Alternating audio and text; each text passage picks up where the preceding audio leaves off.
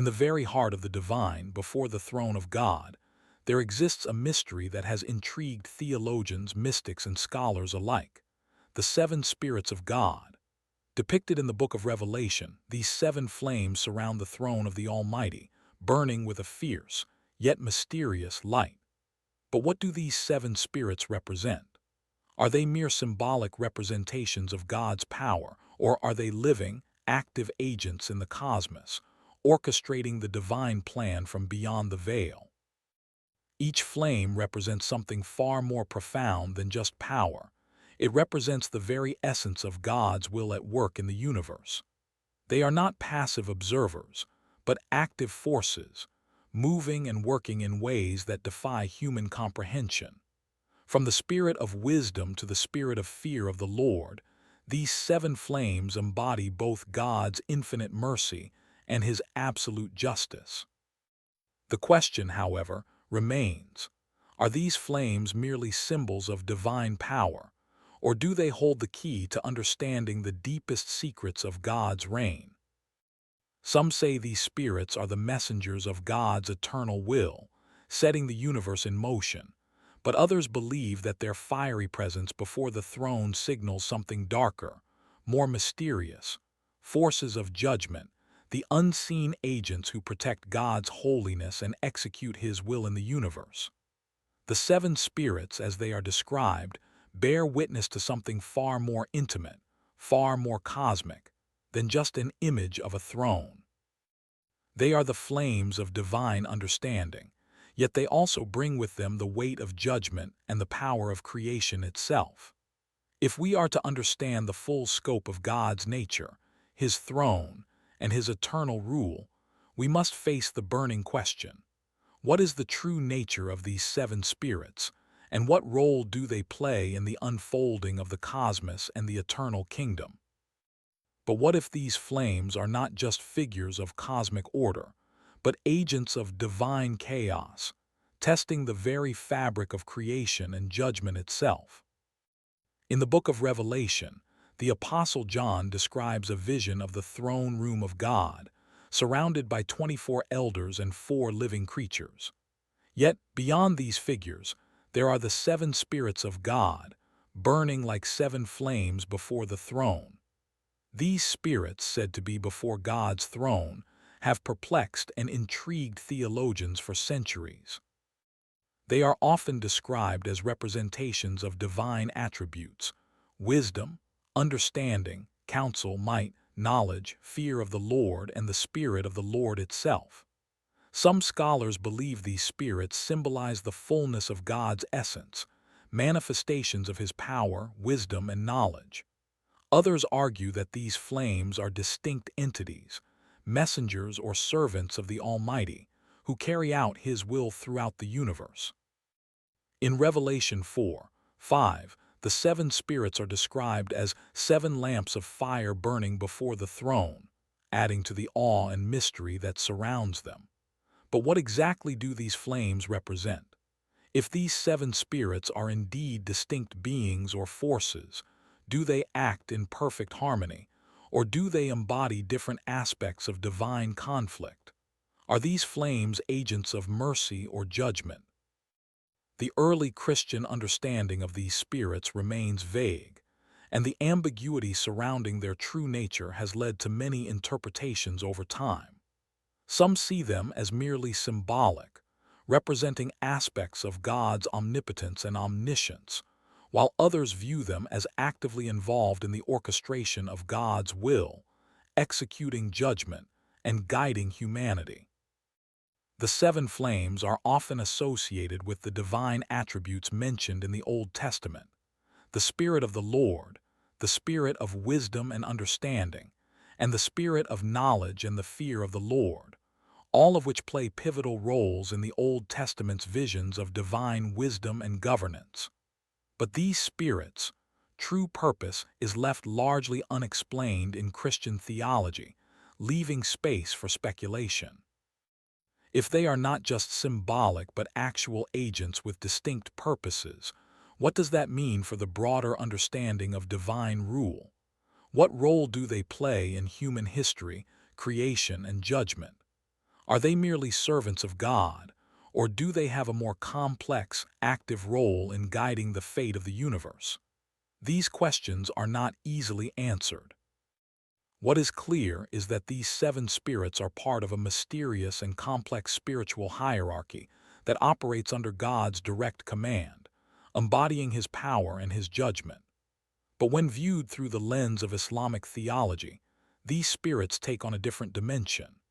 In Islam, the Quran does not explicitly mention the seven spirits in the same way that Revelation does, but it speaks extensively about the role of angels, jinn, and divine guidance. The Islamic worldview teaches that God is not only the creator and ruler of the universe, but that he has set in place beings, angels and the jinn, to carry out his will. Angels are seen as perfect beings, created from light, and tasked with serving God's commands without the capacity to sin. The angel's role in Islam is more closely tied to carrying out God's will, delivering messages, recording deeds, and executing divine judgment. While Islam does not speak of the seven spirits directly, the concept of divine guidance and celestial agents in the Quran provides a rich theological framework. The Quran does not mention the angels as seven spirits, but it does speak of angels who descend with divine revelations and act as instruments of God's will. The closest equivalent to the seven spirits in the Quran would be the archangels, who play vital roles in the spiritual realm, such as Jibril Gabriel, Michael, Israfil, and Azrael. These angels are depicted as the ones who carry out specific tasks, Jibril delivering revelations, Michael providing sustenance, and Azrael carrying out the will of God in death. In Islam, the universe is in constant motion, governed by God's unalterable will. The cosmic order is maintained by angels who perfectly obey God's commands, with no room for rebellion or disobedience. In this view, the seven spirits of God would not be seen as entities capable of independent action or rebellion. They would be seen as manifestations of God's power, divinely appointed to fulfill specific roles in the cosmic order. In contrast to the Christian notion of seven distinct spirits, Islam affirms that there are many angels, each with a unique task, but all ultimately working in perfect harmony with God's will. There is no room for a rebellious faction within the angelic realm, as Islam teaches that angels, by their very nature, do not possess the free will to defy God. Thus, in Islamic thought, the seven spirits of God, if considered as individual beings, would not be seen as possessing the autonomy to act independently of God's will. Instead, they would be understood as instruments through which God's commands are carried out in the world. Islam's rejection of any notion of rebellion in the heavenly realm provides a stark contrast to the interpretation found in the Book of Enoch, where the rebellious angels, the Watchers, descend to earth and disrupt the divine order by teaching forbidden knowledge to humanity. In Islam, the concept of rebellious angels is categorically denied. Angels are seen as flawless, incapable of error, and always in service to God. This distinction clarifies the theological conflict between the heavenly beings and humanity. It also emphasizes that all creatures, whether angels, jinn, or humans, are ultimately subject to God's will, with no being having the ability to disrupt or question divine authority. Islam's insistence on divine control over the entire spiritual realm ensures that there is no room for rebellion or cosmic disarray.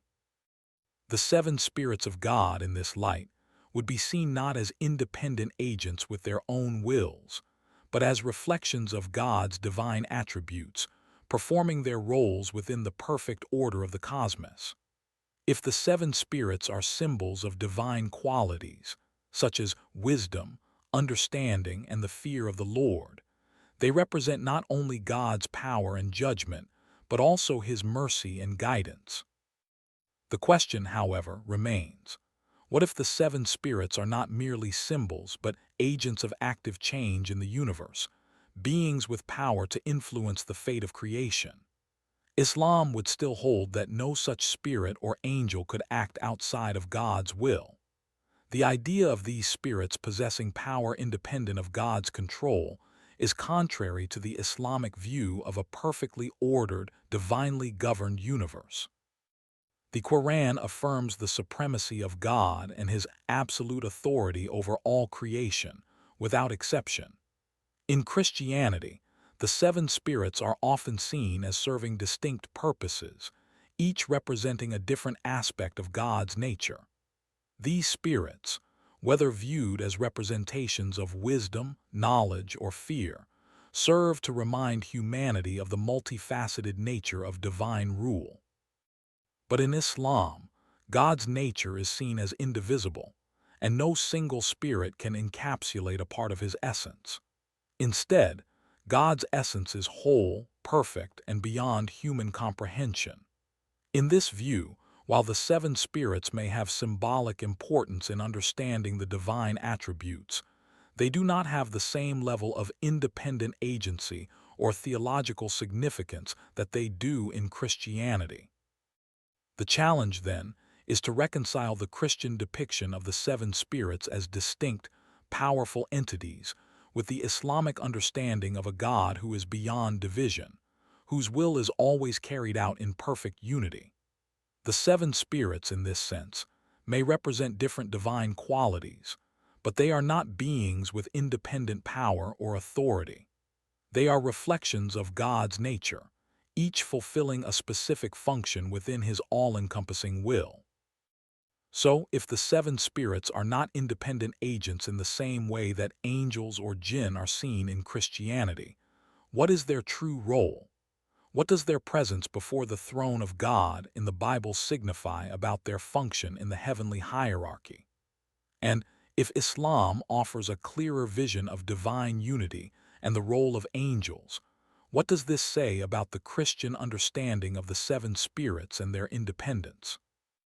The challenge remains. How do we understand the seven spirits of God, whether as distinct beings or as symbols of divine qualities, without losing sight of God's absolute sovereignty over all creation? Can the Christian understanding of these spirits be reconciled with the Islamic vision of divine unity, or are these two views irreconcilable?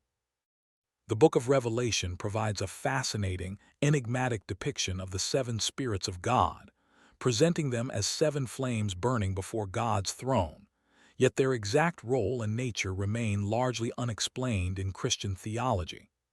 These seven spirits are often thought to represent divine attributes: wisdom, understanding, counsel, might, knowledge, fear of the Lord, and the Spirit of the Lord itself. But this interpretation leaves many questions unanswered.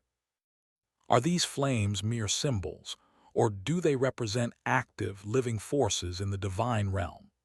The Bible offers no definitive explanation, leading to various interpretations, including the idea that the seven spirits act as agents of God, carrying out His will in the universe, each one serving a unique function in executing divine justice and mercy. The imagery of seven flames before the throne presents them as eternal and powerful, surrounded by the majesty and holiness of God. But the absence of clear roles for these spirits leaves open the possibility that they are not just symbolic, but real agents, acting as intermediaries between God and creation. In some interpretations, they are seen as guardians or witnesses of God's glory, standing before His throne as a constant reminder of His all-encompassing power. But what is the true significance of these spirits, and how do they fit into the larger cosmic narrative of God's sovereignty? Are they divine messengers, or do they represent something more complex? And how do these spirits, which seem so deeply woven into the divine fabric of existence, relate to the grand unfolding of the universe? The ambiguity surrounding the seven spirits speaks to a deeper mystery in Christian theology, a mystery that begs for answers. The role of the seven spirits becomes all the more intriguing when considered in the context of Islamic theology, which presents a view of God's divine order and angels that differs significantly from the Christian narrative. In Islam, the divine realm is also filled with agents of God, including the angels, who carry out His will and execute His judgment. But in Islam, angels are not seen as fallible beings capable of rebellion, as is implied in some interpretations of the seven spirits in the Book of Revelation. Instead, angels in Islam are depicted as beings of perfect obedience, created from light, who serve God without any capacity for sin. The Quran makes it clear that angels do not possess free will in the same way that humans or jinn do. They are created to obey God's commands without question. The seven spirits, in light of Islamic theology, would not be seen as independent agents with the ability to act outside of God's will. They would instead be understood as manifestations of God's attributes: wisdom, mercy, power, and justice, rather than distinct, sentient beings with individual purposes. The concept of seven distinct spirits working independently to carry out divine will does not align with the Islamic understanding of divine unity and the perfect harmony of God's creation.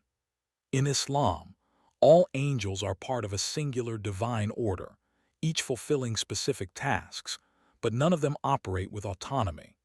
The role of divine messengers in Islam is clear, but they do not possess the independence or the complexity seen in the Christian depiction of the seven spirits. This unity of purpose in Islamic theology challenges the idea that multiple spirits might represent distinct aspects of God's power or attributes. Instead, the Quran presents a more cohesive view of divine authority, where the angels and all aspects of God's plan operate seamlessly under His command. Where Christianity may allow for multiple flames of divine power, Islam insists on the oneness of divine will, emphasizing that God's wisdom, might, and justice are indivisible and perfectly unified in the creation and governance of the universe. The seven spirits in this view would not be separate entities, but would reflect the singular, perfect nature of God's power. This correction offers clarity on the role of angels and divine agency in Islamic thought, suggesting that the seven spirits, if considered as agents of divine will, must ultimately be understood as a reflection of God's attributes rather than as separate, independent beings. By rejecting the notion of independent spiritual agents, Islam provides a more unified understanding of divine sovereignty, emphasizing the seamless, unbroken nature of God's creation. The absence of rebellion or division in the Islamic view of the divine realm contrasts sharply with the idea that divine agents, whether angels or spirits, could act independently or even fall from grace. In this light, the seven spirits in Christian theology appear as a concept that is difficult to reconcile with the Islamic view of a perfectly ordered, divinely controlled universe. The question becomes, if God is absolutely sovereign and all His angels are perfectly obedient to His will, what does this imply about the role of the seven spirits as distinct entities in Christian theology? Can they be understood as symbols of God's omnipotence and omniscience, or do they represent something more complex? In Islam, the answer lies in understanding that God's will is always carried out in perfect harmony, and no being, whether angel or spirit, acts outside of His divine plan. The role of the seven spirits in the Christian narrative, therefore, might be more symbolic than literal, representing different aspects of God's infinite power and wisdom, rather than beings with individual agency or autonomy.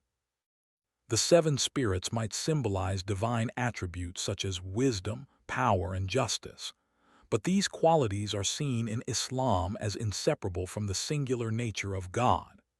In light of this, Islam challenges the Christian conception of multiple independent spirits carrying out different divine functions, and suggests that God's will is executed by his angels as part of a unified, divine purpose.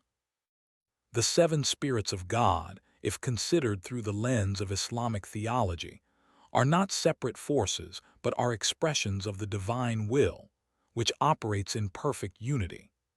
The Quran stresses the oneness of God's attributes, presenting a more coherent vision of divine order where angels, messengers, and all spiritual agents function in perfect obedience to the singular will of God. This vision provides a profound theological challenge to the Christian understanding of the seven spirits, inviting reflection on the nature of divine sovereignty and the role of celestial agents in carrying out God's will. If the seven spirits are seen as agents with independent power, this raises difficult questions about God's sovereignty and control. But if they are understood as reflections of God's perfect wisdom and justice, then they fit more seamlessly into the Islamic view of a divinely ordered universe. The question remains, is the Christian view of the seven spirits as independent agents compatible with the Islamic understanding of divine unity? Or do these two perspectives represent fundamentally different understandings of God's will and his role in the universe?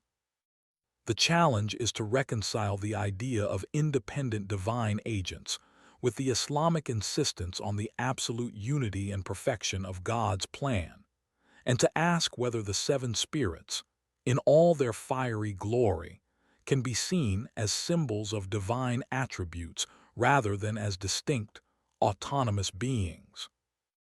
The seven spirits of God, as described in the book of Revelation, are depicted as seven fiery flames burning before the throne of God, an image that suggests both immense power and mystery. These spirits are often understood as representations of God's divine attributes, such as wisdom, knowledge, and the fear of the Lord, and they are seen as active agents within God's heavenly realm, continually standing before his throne, reflecting his purity and majesty. The exact nature of these spirits has been the subject of much debate, with some theologians suggesting that they represent the fullness of God's essence, each flame embodying a different aspect of his character.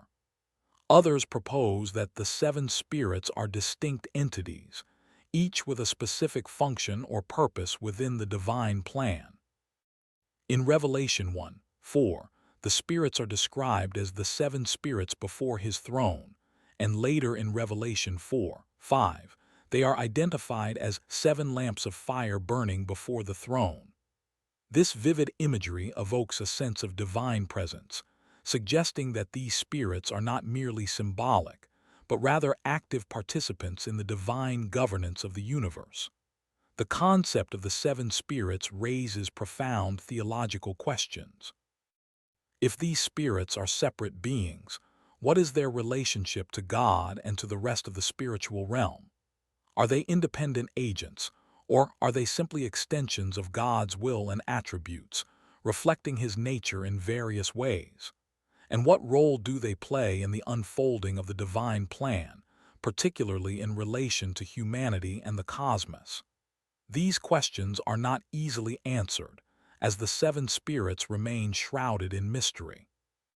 Some traditions, such as the ancient Jewish mysticism found in the Kabbalah, see these spirits as part of the divine structure of creation, influencing the world in ways that are often hidden from human view.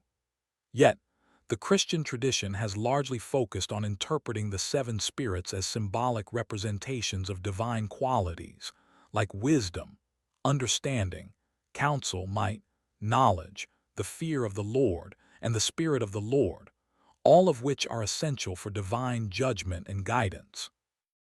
The challenge with this interpretation is that it raises the question, can God's divine attributes truly be separated into distinct spirits, each with an individual role, or do they represent the singular and unified essence of God himself? The image of seven distinct flames suggests a more complex cosmology, where each spirit may act independently, yet still be united under God's sovereign will. This brings us to the question of how such a complex, fiery vision fits into the broader Christian understanding of divine order. The seven spirits, with their distinct roles and fiery imagery, seem to reflect not just divine power but divine activity, working in the heavenly realm to execute God's will. They are described as standing before the throne, constantly burning with the light of God's purity, which raises the issue of their active participation in the cosmic order. What does it mean for these spirits to burn continually before God's throne? And what does it tell us about the nature of God's eternal presence? The ambiguity surrounding the seven spirits becomes even more pronounced when viewed through the lens of Islamic theology. Islam, like Christianity, teaches that God's nature is pure, omnipotent, and sovereign. However, Islam does not embrace the notion of seven distinct spirits with independent powers. In the Islamic view, the divine realm is unified, and all divine qualities, including wisdom, power, and justice, are inseparable aspects of God's essence. The Quran describes God as being beyond human comprehension, with no partner or equal, and affirms that God's will is carried out seamlessly throughout creation. Angels in Islam are described as beings of light who do not have free will and cannot disobey God's commands. They serve as messengers, executing His will without question. The role of angels in Islam, therefore, is different from the Christian understanding of the seven spirits. While Christianity often portrays these spirits as active agents with distinct roles, Islam views angels as instruments through which God's will is carried out, without any independence or autonomy. The seven spirits in the Islamic framework would not be seen as distinct beings with separate functions. Instead, they would be understood as manifestations of God's perfect attributes, which are inseparable from His nature. The imagery of seven flames burning before God's throne would then be viewed as a metaphor for the all-encompassing presence of God's wisdom, justice, and mercy, rather than a depiction of independent divine beings. Islam's view of divine unity and the nature of angels challenges the idea of multiple, independent spirits with separate purposes. The Quran affirms that God is one, and that His attributes are perfectly unified in His essence. Angels, though numerous, do not operate independently of God. They are messengers and agents of His will, without the capacity for rebellion or free will. This contrasts with the Christian vision of the seven spirits, where the flames may represent individual agents who act with some level of autonomy, though still under God's ultimate authority. If the seven spirits are seen as symbols of divine attributes, they are understood in Islam not as distinct, independent agents, but as expressions of God's singular essence. The question remains, if these spirits are representations of God's attributes, what does their fiery imagery signify in the broader context of divine justice and judgment?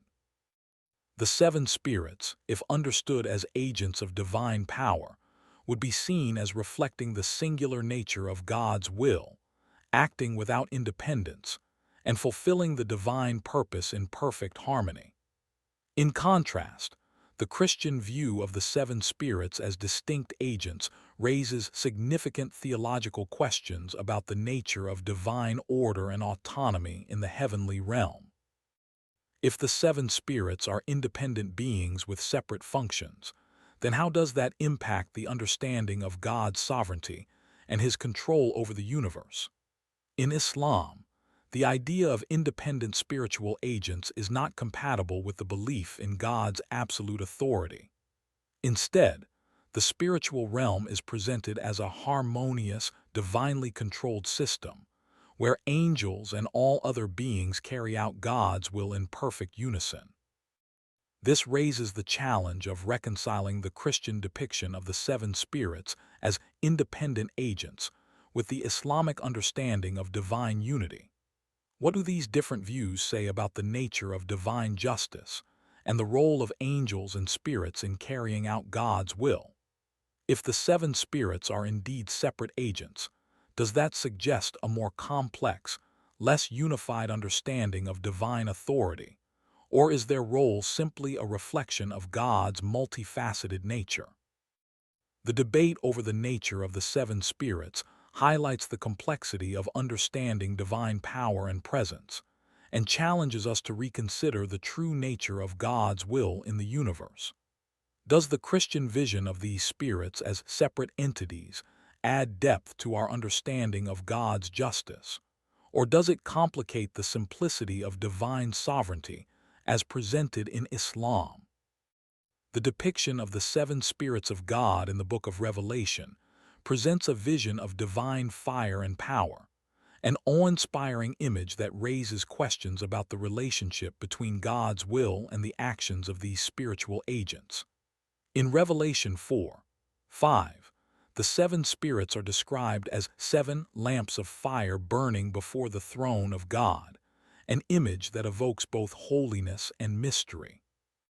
These spirits, often associated with the attributes of God, wisdom, understanding, counsel, might, knowledge, fear of the Lord, and the Spirit of the Lord, are thought to reflect His divine qualities. However, their exact role and function in the heavenly realm remain subjects of speculation and debate. Are these spirits representations of God's qualities, or are they independent beings with distinct roles, each carrying out a specific aspect of divine judgment or mercy? The seven spirits seem to stand as witnesses before God's throne, yet the book of Revelation does not provide clear answers about their nature or their purpose. They appear to serve as an integral part of the heavenly order, illuminating the throne of God and surrounding Him with their fiery presence. Yet, while their depiction is dramatic and their role seems significant, there is a certain ambiguity that surrounds their precise function. In Christian theology, these spirits are often viewed as manifestations of divine attributes, each one representing a different quality or facet of God's nature. Yet, what if the flames are not simply symbolic, but are active agents, each with their own distinct purpose? Some theologians suggest that the seven spirits embody the completeness of God's essence, with each flame representing a different dimension of His power and influence over the world.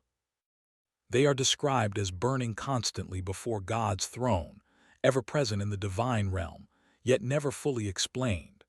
The mystery of their role lies in their independence. Do they act with full autonomy, or are they fully integrated into God's will, reflecting His perfect unity?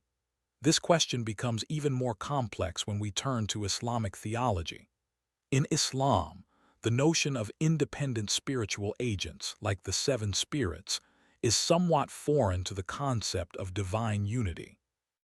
While angels play significant roles in the Islamic understanding of God's governance over the universe, they are never seen as independent agents with separate wills.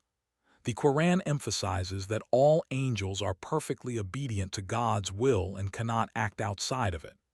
In Surah 66:6, for example, the Quran states that the angels do not disobey Allah in what He commands them, but do what they are commanded.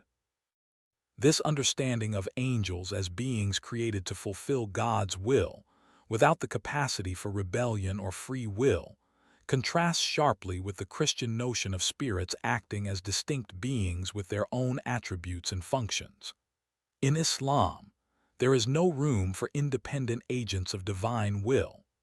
All spiritual beings, whether angels or jinn, are subservient to God's supreme authority and are part of a perfectly coordinated cosmic order. The angels in Islam do not possess autonomy. They serve solely as instruments of God's will, executing His commands without question. Therefore, the seven spirits of God, if seen from an Islamic perspective, would not be viewed as separate, independent spirits. Instead, they would likely be understood as manifestations of God's attributes, not as separate agents but as parts of God's indivisible essence. In this way, Islam offers a correction to the Christian view of the seven spirits, suggesting that there is no need for multiple independent agents to reflect the various qualities of God. God's essence is indivisible, and all his attributes are inherently unified. Therefore, the seven spirits, as fiery flames before God's throne, might represent the fullness of God's power and wisdom, but would not be separate beings with their own distinct purposes. The seven flames could be understood as symbols of God's perfection and divine order, radiating his attributes throughout the cosmos, but they would not function as independent agents working according to their own will. In Christianity, the seven spirits seem to have a more active role in the unfolding of divine justice, each one playing a distinct part in the governance of the universe. They are sometimes seen as guardians of the divine throne, constantly present and watching over the cosmos, and at times, they are interpreted as angels who carry out God's will on his behalf. The Book of Enoch also offers a vision of angels descending to earth, carrying out judgment and interacting with humanity, and in many ways, it mirrors the portrayal of the seven spirits as active agents within the divine realm. Yet in Islam, the idea of spirits or angels acting independently to carry out divine will is not compatible with the understanding of God's absolute sovereignty. The Quran presents a view of divine justice in which all angels and all creation are subservient to God's will, with no being capable of independent action. The angels, like the seven spirits, are depicted as manifestations of God's power, fulfilling their roles within the divinely orchestrated order, but they are not independent forces working apart from God. Instead of seeing these spiritual agents as independent entities with their own purposes, Islam emphasizes that all aspects of divine will are executed by beings that are fully aligned with God's sovereignty. The question, then, is whether the seven spirits are independent, autonomous agents, as some Christian interpretations suggest, or whether they are simply symbolic representations of divine power and qualities, as Islam would interpret them. The ambiguity surrounding the seven spirits in Christianity allows for various interpretations, but it also raises questions about the nature of divine sovereignty and the role of spiritual agents in carrying out God's will. If the seven spirits are indeed distinct, independent beings, does this suggest a more complex understanding of divine order, or does it undermine the idea of a perfectly coordinated cosmic plan, where everything is aligned with God's will?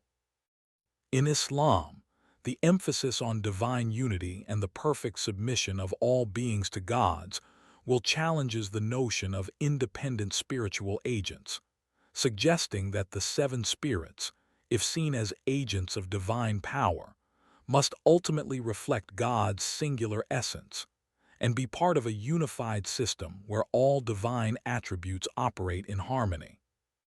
The challenge, therefore, lies in reconciling these two visions of the divine realm: the Christian understanding of the seven spirits as independent beings, each with its own distinct purpose, and the Islamic understanding of divine attributes as inseparable from God's nature, with all beings operating in perfect obedience to Him.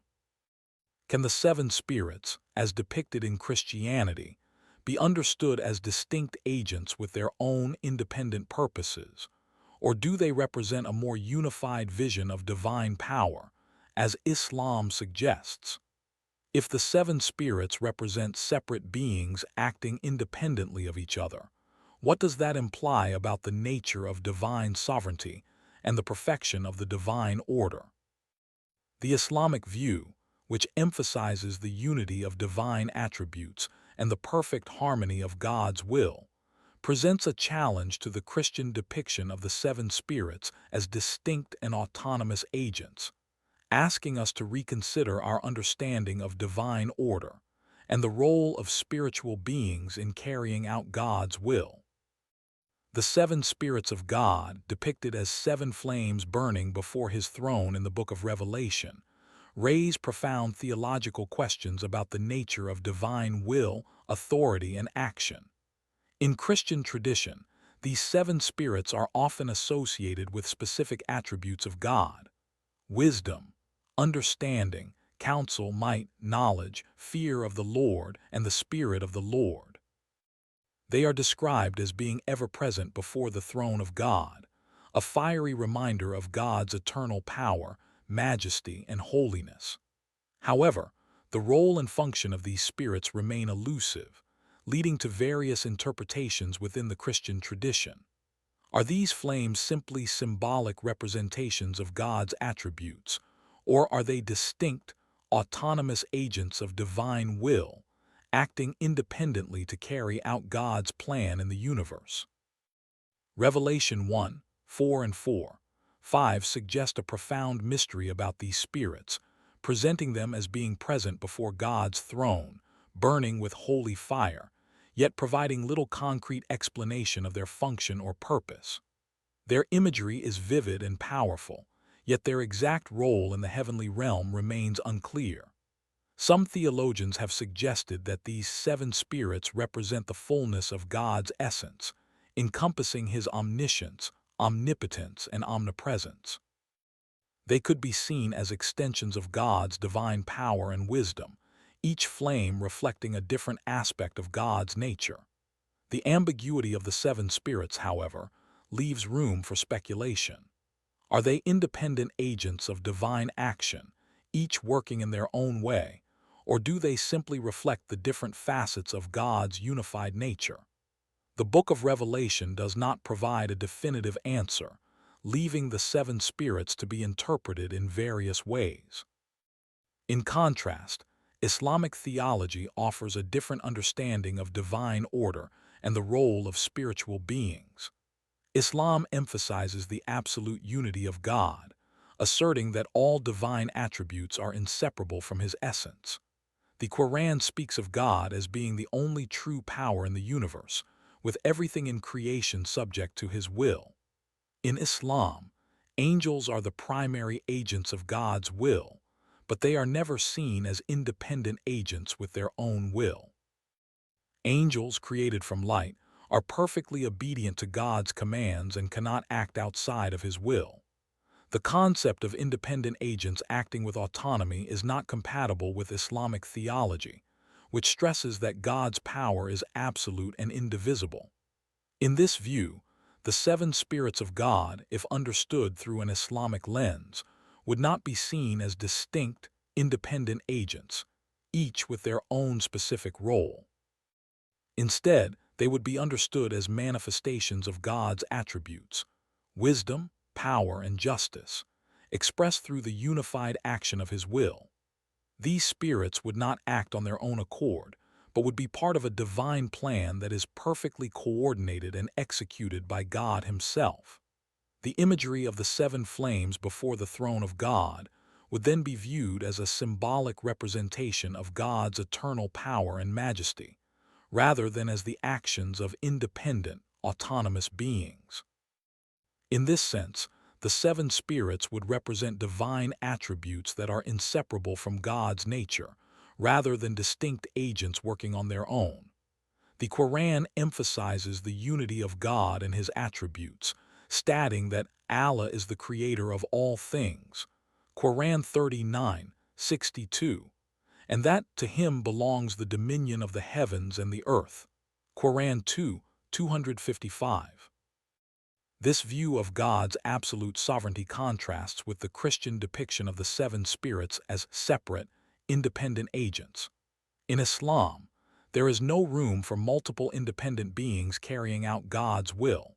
Instead, the angels and other celestial beings are viewed as instruments through which God's will is executed in the universe.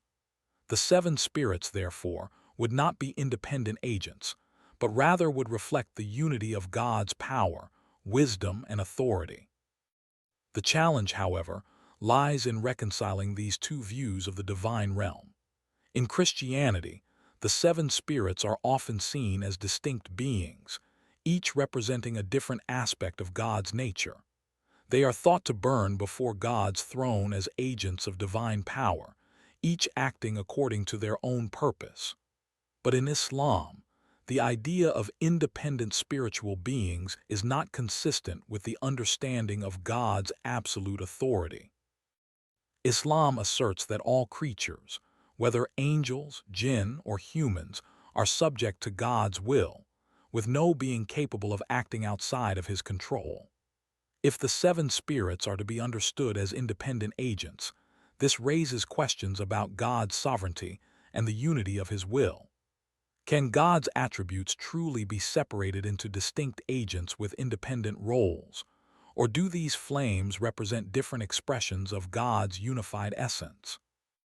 In Islamic thought, divine attributes are inseparable from God's nature, and all divine actions are carried out in perfect harmony with his will.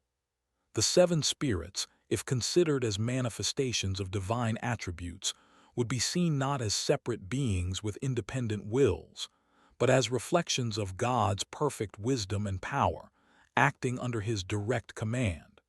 This correction offers clarity in understanding the nature of divine agency.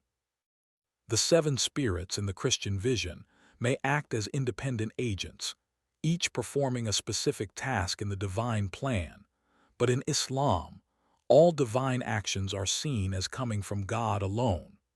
The idea of independent agents acting outside of God's will contradicts the Islamic view of divine sovereignty, where all creatures, including angels, function as instruments of God's will, perfectly aligned with his commands. The theological challenge lies in reconciling these two visions of the seven spirits. In Christianity, they may be seen as agents with their own purposes, carrying out distinct roles in God's plan. In Islam, however, the seven spirits would be understood as part of God's unified essence, each representing a different facet of his nature, but all functioning under his absolute sovereignty. The question is whether the Christian conception of the seven spirits as independent agents undermines the unity of God's will and authority, or whether it offers a richer understanding of divine justice and action. Islam's insistence on the unity of divine power challenges the idea of multiple, independent spiritual beings, suggesting that the seven spirits, if they exist, must be viewed as reflections of God's attributes, acting in perfect harmony with his will. This theological correction provides a more coherent and unified understanding of divine sovereignty, where all actions are aligned with God's ultimate purpose. The Christian view of the seven spirits as independent agents offers a different perspective on divine action, but the challenge remains. Does this view diminish God's sovereignty, or does it offer a deeper understanding of divine justice and judgment? In Islam, the idea of divine unity provides clarity, presenting a vision of divine power and action that is perfectly coordinated and executed by God alone, without room for independent agents to act outside of his will. The seven spirits of God, described in the book of Revelation as seven fiery flames burning before the throne of God, have been interpreted in a variety of ways over the centuries. The book of Revelation offers this vivid image, placing the seven spirits before God's throne, where they are ever present and burning with divine fire. These seven flames have often been understood as symbolic representations of God's attributes: wisdom, understanding, counsel, might, knowledge, fear of the Lord, and the Spirit of the Lord, each representing a different facet of God's nature. The question, however, arises: do these spirits represent just symbolic attributes, or are they actual, living agents with distinct roles and functions in the divine realm? The ambiguity surrounding their true nature has led to a wide range of theological interpretations. The seven spirits are described as being before God's throne, constantly burning with holy fire, an image that speaks to both the power and mystery of God's presence. But what do these flames represent in the broader context of divine governance? Are they mere extensions of God's wisdom, or do they embody independent entities, working to execute God's will in the universe? In Christian theology, these seven spirits are often seen as distinct forces that carry out specific roles in divine action, each one reflecting a different characteristic of God's being. Some traditions suggest that the seven spirits serve as messengers or agents, each one functioning in a unique way to implement God's will and oversee different aspects of creation. The book of Revelation speaks of the seven spirits as being before the throne, but it leaves their exact function vague. The imagery of flames burning before God's throne implies a presence that is both constant and powerful, yet the function of these spirits remains shrouded in mystery. If these spirits are indeed independent agents, what does that say about the relationship between God and His creation? Do these spirits operate under the guidance of God's will, or do they act with some degree of autonomy? The complexity of the seven spirits' role raises profound theological questions, particularly in how they fit into the larger structure of divine power. In contrast, Islam offers a radically different perspective on divine order, with a theology that stresses the absolute unity and singularity of God. In Islam, there is no concept of independent agents or spirits acting outside of God's will. Instead, angels are understood to be divine servants, created from light, who carry out God's commands without question.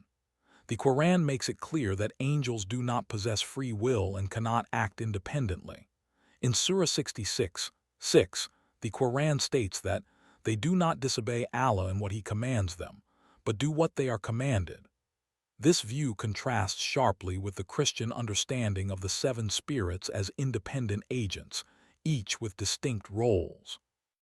Islam teaches that all actions, whether by angels or humans, are part of God's unified plan. There is no room for autonomous spiritual beings who act outside of God's control. The idea that the seven spirits could be independent agents of divine will, as suggested in Christian theology, is incompatible with the Islamic view of divine sovereignty. In Islam, God's will is absolute, and all angels and spiritual beings are perfectly aligned with His commands, with no room for rebellion or independent action. If the seven spirits are considered to be agents, Islam would likely view them not as independent beings with their own roles, but as reflections of God's attributes, each one representing an aspect of His divine nature, but without autonomy or independent action. This is a critical distinction between Christian and Islamic thought.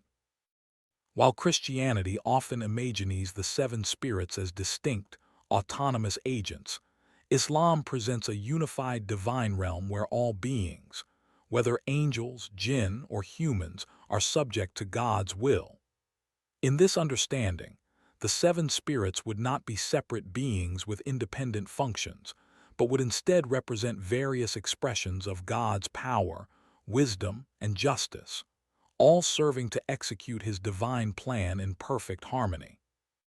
The seven spirits, then, could be understood as symbolic representations of divine attributes: wisdom, understanding, counsel, and might, each one manifesting an aspect of God's perfection, but not operating independently or in contradiction to each other. This interpretation challenges the Christian view of the seven spirits as autonomous entities, suggesting instead that they are part of God's singular essence, reflecting His unified will. Islam emphasizes the oneness of God's nature, presenting a vision of divine justice and action where all beings operate under His absolute authority. This unified approach to divine order contrasts with the more complex Christian vision, where multiple independent agents act under God's will. In the Quran, God's attributes are inseparable from His essence. His wisdom, power, and justice are not divided into separate spirits, but are unified in the perfection of His being. This raises the theological question: Can the seven spirits, as depicted in Christian theology, truly be independent agents of divine will, or are they better understood as symbolic representations of God's indivisible nature? The Quran provides clarity on this matter by emphasizing the unity of God's essence and the seamless execution of His will throughout the universe. If the seven spirits are considered to be separate beings with distinct functions, this suggests a more complex and fragmented view of divine authority, which Islam rejects.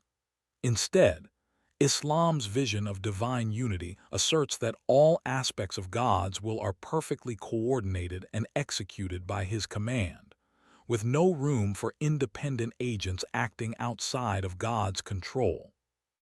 The seven spirits in Christianity, while perhaps seen as active agents of divine action, raise important theological challenges regarding the nature of divine sovereignty.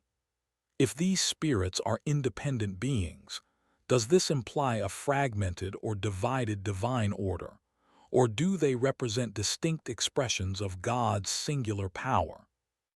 In Islam, the rejection of autonomous spirits challenges the Christian understanding of the seven spirits, suggesting that divine attributes can be understood without the need for independent spiritual agents. Islam's vision of divine sovereignty maintains that God's will is always carried out in perfect unity, and all spiritual beings, including angels, act as instruments of His will, without deviation or autonomy. The question remains, can the Christian conception of the seven spirits as distinct agents be reconciled with the Islamic understanding of divine unity, or does it present a fundamentally different view of divine order? If the seven spirits are seen as independent agents, how does that challenge the unity and perfection of God's will as envisioned in Islam?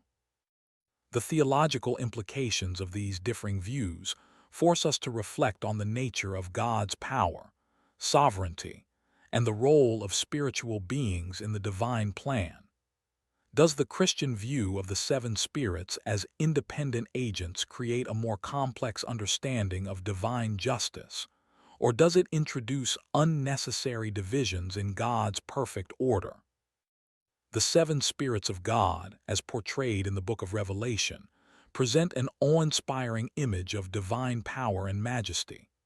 These spirits are described as seven fiery flames, burning continuously before the throne of God, symbolizing His infinite wisdom, knowledge, and sovereignty. The flames themselves represent both the purity and the all-encompassing nature of God's will, constantly radiating divine light and truth. This image of the seven spirits has long been associated with the attributes of God: wisdom, understanding, counsel, might, knowledge, fear of the Lord, and the Spirit of the Lord.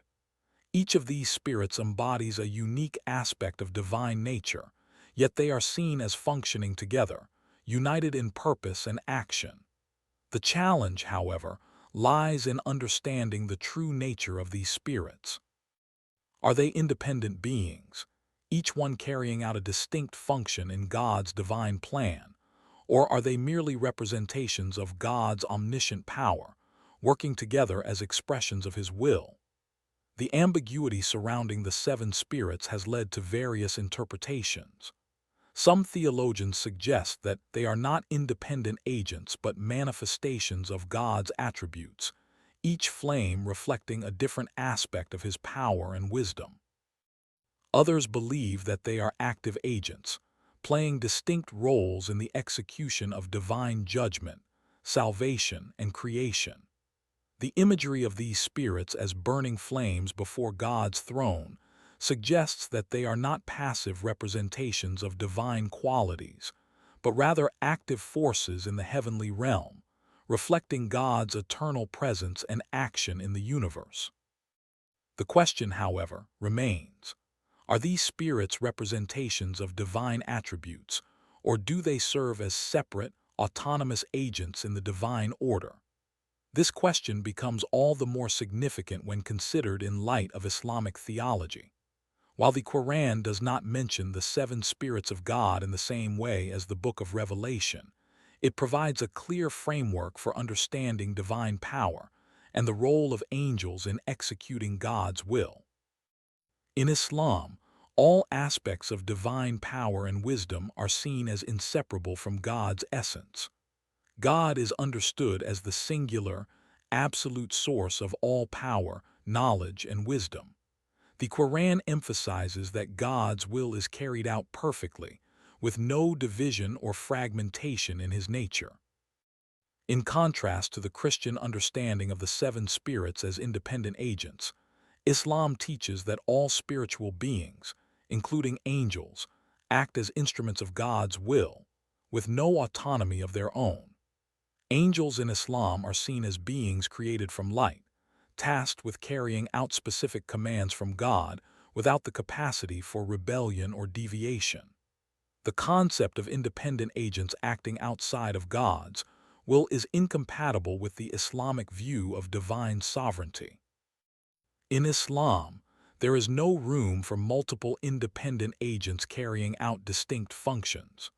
Instead, the Quran teaches that all divine attributes, including wisdom, power, and justice, are inseparable from God's essence and are perfectly unified in the execution of his will. The seven spirits of God, therefore, would not be seen as separate, independent entities, but as reflections of God's attributes, each representing a different aspect of his nature, while remaining perfectly aligned with his divine will. This understanding challenges the Christian conception of the seven spirits as distinct agents, each functioning independently. In Islam, all spiritual beings are subservient to God's will, and there is no division or independent action within the divine realm. The seven spirits, if viewed through the lens of Islamic theology, would not be understood as separate, autonomous beings, but rather as symbols of God's perfection, wisdom, and justice. The imagery of seven flames burning before God's throne would be interpreted as a representation of God's attributes, each flame radiating his divine qualities throughout the universe. The Quran speaks of God's unity and sovereignty, stating that Allah is the creator of all things, and he is over all things disposer of affairs. Quran 39:62. This verse emphasizes the unity and singularity of God's power, which is reflected in the Islamic view of angels and other spiritual beings. In Islam, all beings act according to God's will, and there is no room for independent action or rebellion. This stands in stark contrast to the Christian view, where the seven spirits are sometimes seen as independent agents with distinct purposes. The theological challenge, therefore, lies in reconciling these two views. The Christian understanding of the seven spirits as independent agents, each with a unique role, and the Islamic understanding of divine unity, where all spiritual beings operate in perfect harmony under God's absolute control. Can the seven spirits truly be seen as separate, independent agents, each with its own purpose, or are they better understood as symbols of God's attributes, reflecting his wisdom, power, and justice in perfect unity? In the Christian view, the seven spirits play an active role in carrying out divine judgment, creation, and salvation, each spirit fulfilling a unique function in the divine order. However, in Islam, all actions are seen as part of a perfectly unified divine plan, with no independent agents acting outside of God's will. The seven spirits in Christianity may seem to act as independent forces in the heavenly realm, yet in Islam, they would be seen as manifestations of God's attributes, all functioning under his singular command. The question remains, does the Christian view of the seven spirits as distinct, autonomous agents challenge the unity of God's will and divine sovereignty?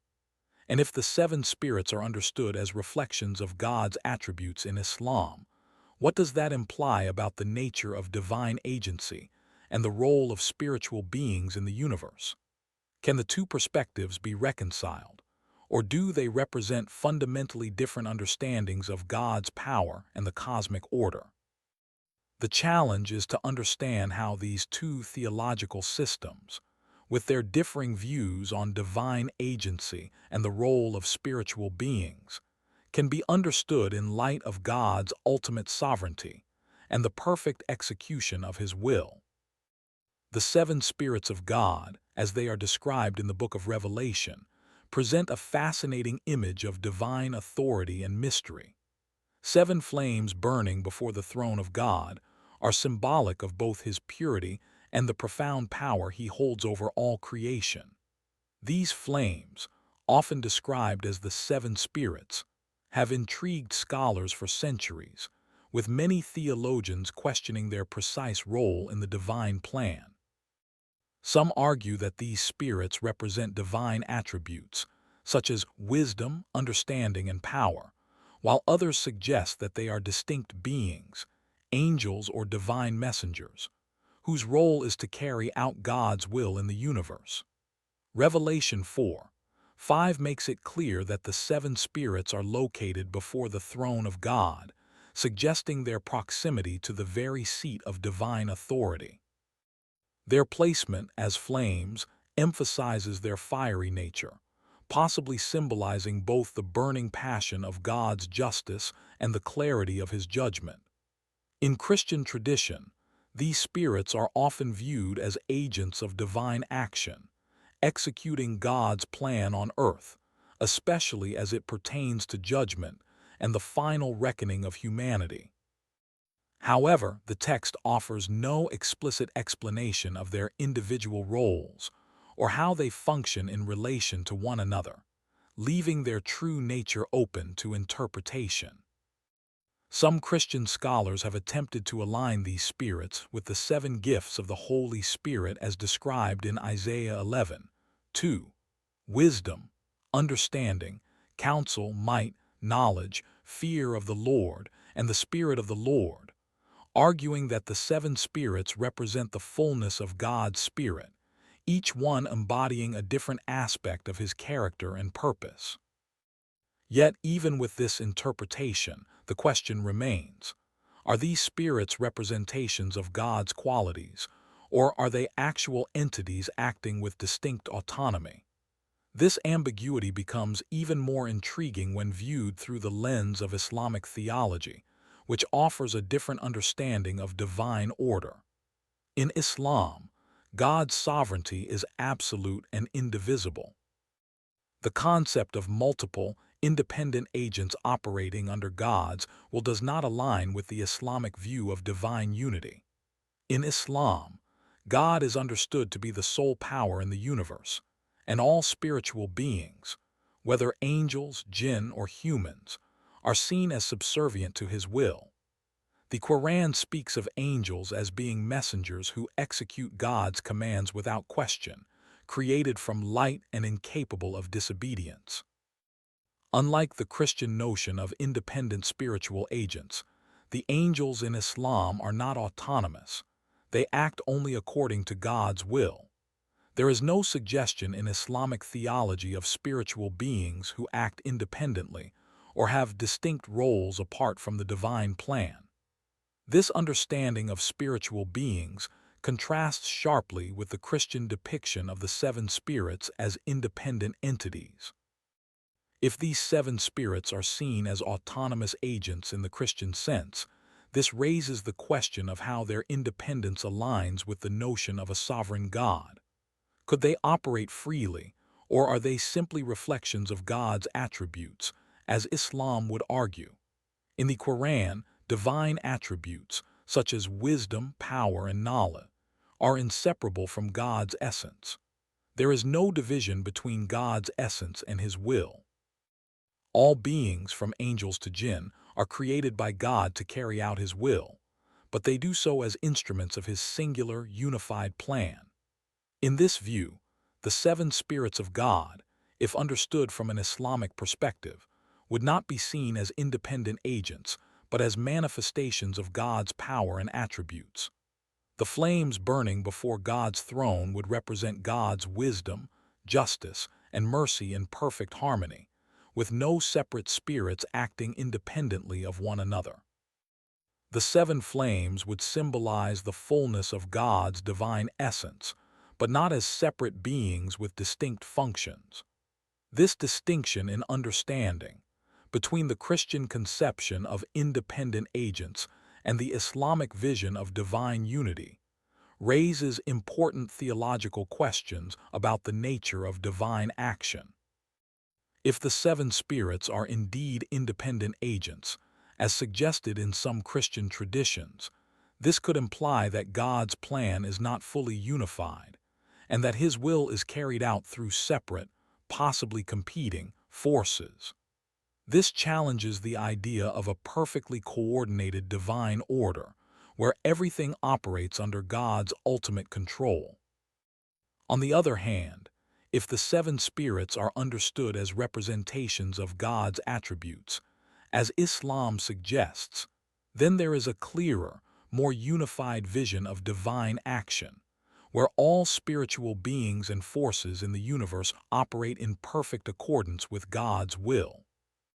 The question, therefore, is whether the seven spirits of God in Christian theology reflect a fragmented divine order, where multiple independent agents act with distinct purposes, or whether they are better understood as expressions of God's indivisible essence, as seen in Islamic thought. In both perspectives, the seven spirits are symbols of God's power, but the nature of their agency differs significantly. The Islamic view maintains that all spiritual beings are instruments of God's will, acting in perfect unity with Him, while the Christian view allows for the possibility of independent spiritual beings, each carrying out God's plan in their own way. This theological difference forces us to reflect on the nature of divine justice and the role of spiritual agents in carrying out God's will. Is the Christian vision of independent agents compatible with the concept of a perfectly coordinated divine plan, or does it introduce complexities and divisions in the divine order? And if the seven spirits are understood as reflections of God's attributes, as Islam suggests, does this offer a more coherent and unified understanding of divine justice and cosmic order? These questions challenge us to consider the role of spiritual beings in the universe and how their actions reflect the nature of God's sovereignty. The seven spirits, with their fiery presence before God's throne, represent more than just divine attributes.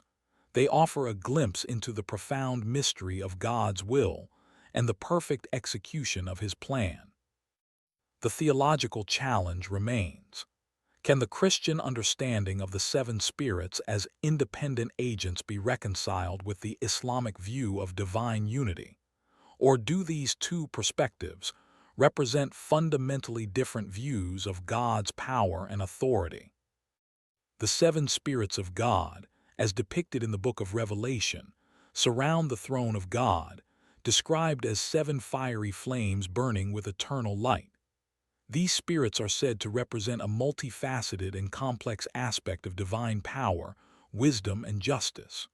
Revelation 4:5 and 5, 6 both describe the spirits as seven lamps of fire burning before the throne, emphasizing their constant presence and active role in the divine realm. But what do these spirits represent, and what purpose do they serve in the heavenly order? In Christian theology, they are often understood as symbolic representations of God's attributes, such as wisdom, understanding, might, knowledge, counsel, the fear of the Lord, and the Spirit of the Lord, each one reflecting a different facet of His perfect nature. Some scholars have suggested that the seven spirits are distinct entities, angels or divine messengers, each with their own specific purpose, yet fully aligned with God's will and sovereignty. However, the book of Revelation offers no explicit explanation of their individual roles, leaving much of their nature to speculation. What is clear is that the seven spirits stand in awe before God's throne, ever present and burning with divine fire. Their fiery nature suggests that they are not passive representations of God's qualities, but rather active forces in the heavenly realm, performing a key role in carrying out His will in the universe. But the challenge lies in understanding whether these spirits are simply representations of divine power, or if they are distinct, living beings with autonomy and purpose. In contrast, Islamic theology offers a different understanding of divine beings and their relationship to God's will. While the Quran does not mention the seven spirits in the same way as the Book of Revelation, it does provide a clear framework for understanding the role of spiritual beings, especially angels, in carrying out God's will. In Islam, angels are created from light and serve as God's messengers, executing His commands without question. Unlike the seven spirits, which in Christian thought could be seen as distinct agents with independent roles, the angels in Islam do not act with autonomy. They are perfect servants of God, incapable of sin or disobedience. The Quran emphasizes that angels cannot act outside of God's will. In Surah 66:6, it states that they do not disobey Allah in what He commands them, but do what they are commanded. This view of angels directly contrasts with the Christian understanding of the seven spirits as independent, potentially autonomous entities. In Islam, all actions, including those carried out by angels, are part of God's singular, unified will. There is no suggestion of independent spiritual agents acting apart from God's command. The seven spirits of God, when viewed through the lens of Islamic theology, would not be seen as separate beings with distinct roles, but as manifestations of God's attributes, expressions of His omnipotence, wisdom, and justice, perfectly unified and aligned with His will. The flames of divine fire before God's throne would be understood as symbolic representations of God's essence, rather than independent agents with their own distinct functions. In this understanding, the seven spirits would not possess autonomy or independent power, but instead would reflect the perfection of God's nature and His ultimate sovereignty over all creation. This view of divine unity and absolute control is central to Islamic thought, where all creation, whether angels, jinn, or humans, is understood to act under God's will. Every being, whether spiritual or physical, fulfills its role in the divine plan by the permission of God, with no entity capable of acting independently. In contrast, the Christian vision of the seven spirits as independent agents raises the question of how divine sovereignty is maintained. If these spirits are seen as separate, autonomous agents, how do they fit into the larger cosmic plan? Do they act independently under God's ultimate authority, or do they reflect separate purposes and powers that could potentially challenge God's supremacy? This question goes to the heart of the theological differences between Christianity and Islam regarding the nature of divine order. If the seven spirits are independent beings, then it suggests that God's plan is carried out by multiple agents, each with its own purpose and autonomy. This implies a more fragmented divine will, where the spirits operate independently yet still under God's control. In Islamic theology, however, God's will is indivisible, and all beings act perfectly in harmony with His purpose. The angels, the spirits, and all divine agents are seen as extensions of God's power, not as separate entities working independently. The challenge, therefore, is to understand how the seven spirits, if they are independent beings, can reconcile their autonomy with God's ultimate sovereignty. Can divine attributes such as wisdom, knowledge, and justice be represented by distinct beings, or do they represent aspects of God's unified essence, as Islam suggests? The seven spirits of God, if viewed as independent agents, would challenge the Islamic understanding of divine unity, where all actions are seen as coming from God alone. This raises important questions about the nature of divine justice, the role of spiritual beings, and the limits of God's sovereignty. The seven spirits, in the Christian context, seem to suggest a more complex and fragmented view of divine action, where multiple independent agents fulfill different roles. In contrast, the Islamic view maintains that God's plan is executed in perfect harmony, with all beings acting under his absolute control.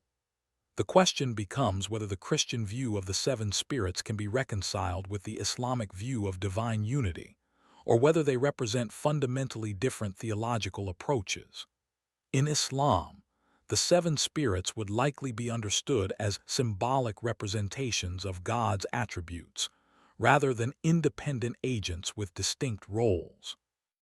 The flames burning before God's throne would represent the fullness of God's nature, expressing his infinite wisdom, justice, and mercy. The seven spirits, in this sense, would not be separate beings but reflections of God's essence, each one symbolizing a different aspect of his divine perfection.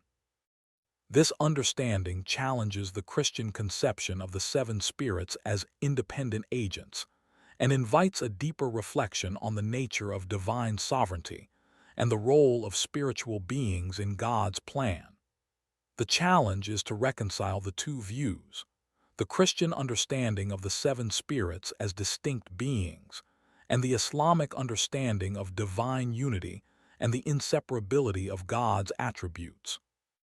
Can the two perspectives coexist, or do they represent fundamentally different understandings of the nature of divine action and the role of spiritual beings in the universe? The seven spirits of God, as described in the book of Revelation, stand before God's throne in eternal vigilance, burning with divine fire. These spirits, often associated with divine attributes such as wisdom, counsel, might, knowledge, and fear of the Lord, are depicted as reflecting various aspects of God's power, presence, and eternal wisdom. Revelation 4:5 and 5, 6 present them as seven lamps of fire, an image that conveys both power and mystery. But what exactly do these spirits represent?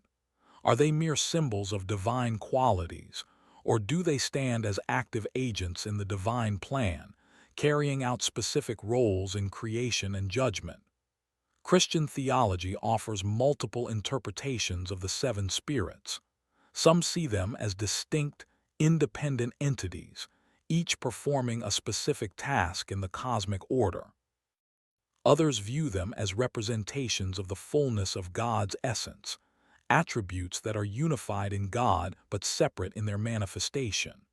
Their fiery nature suggests an active, dynamic role in the heavenly realm, with each flame symbolizing a different aspect of God's wisdom and justice. However, the book of Revelation provides little detail on the individual roles of these spirits, and their precise function remains elusive. The imagery of seven flames burning before the throne raises important questions. Do these spirits represent distinct agents, each fulfilling a unique role, or are they simply different expressions of God's singular essence? If they are independent beings, what does that imply about the relationship between God's will and the actions of these spirits? How do these beings interact with one another in the divine plan?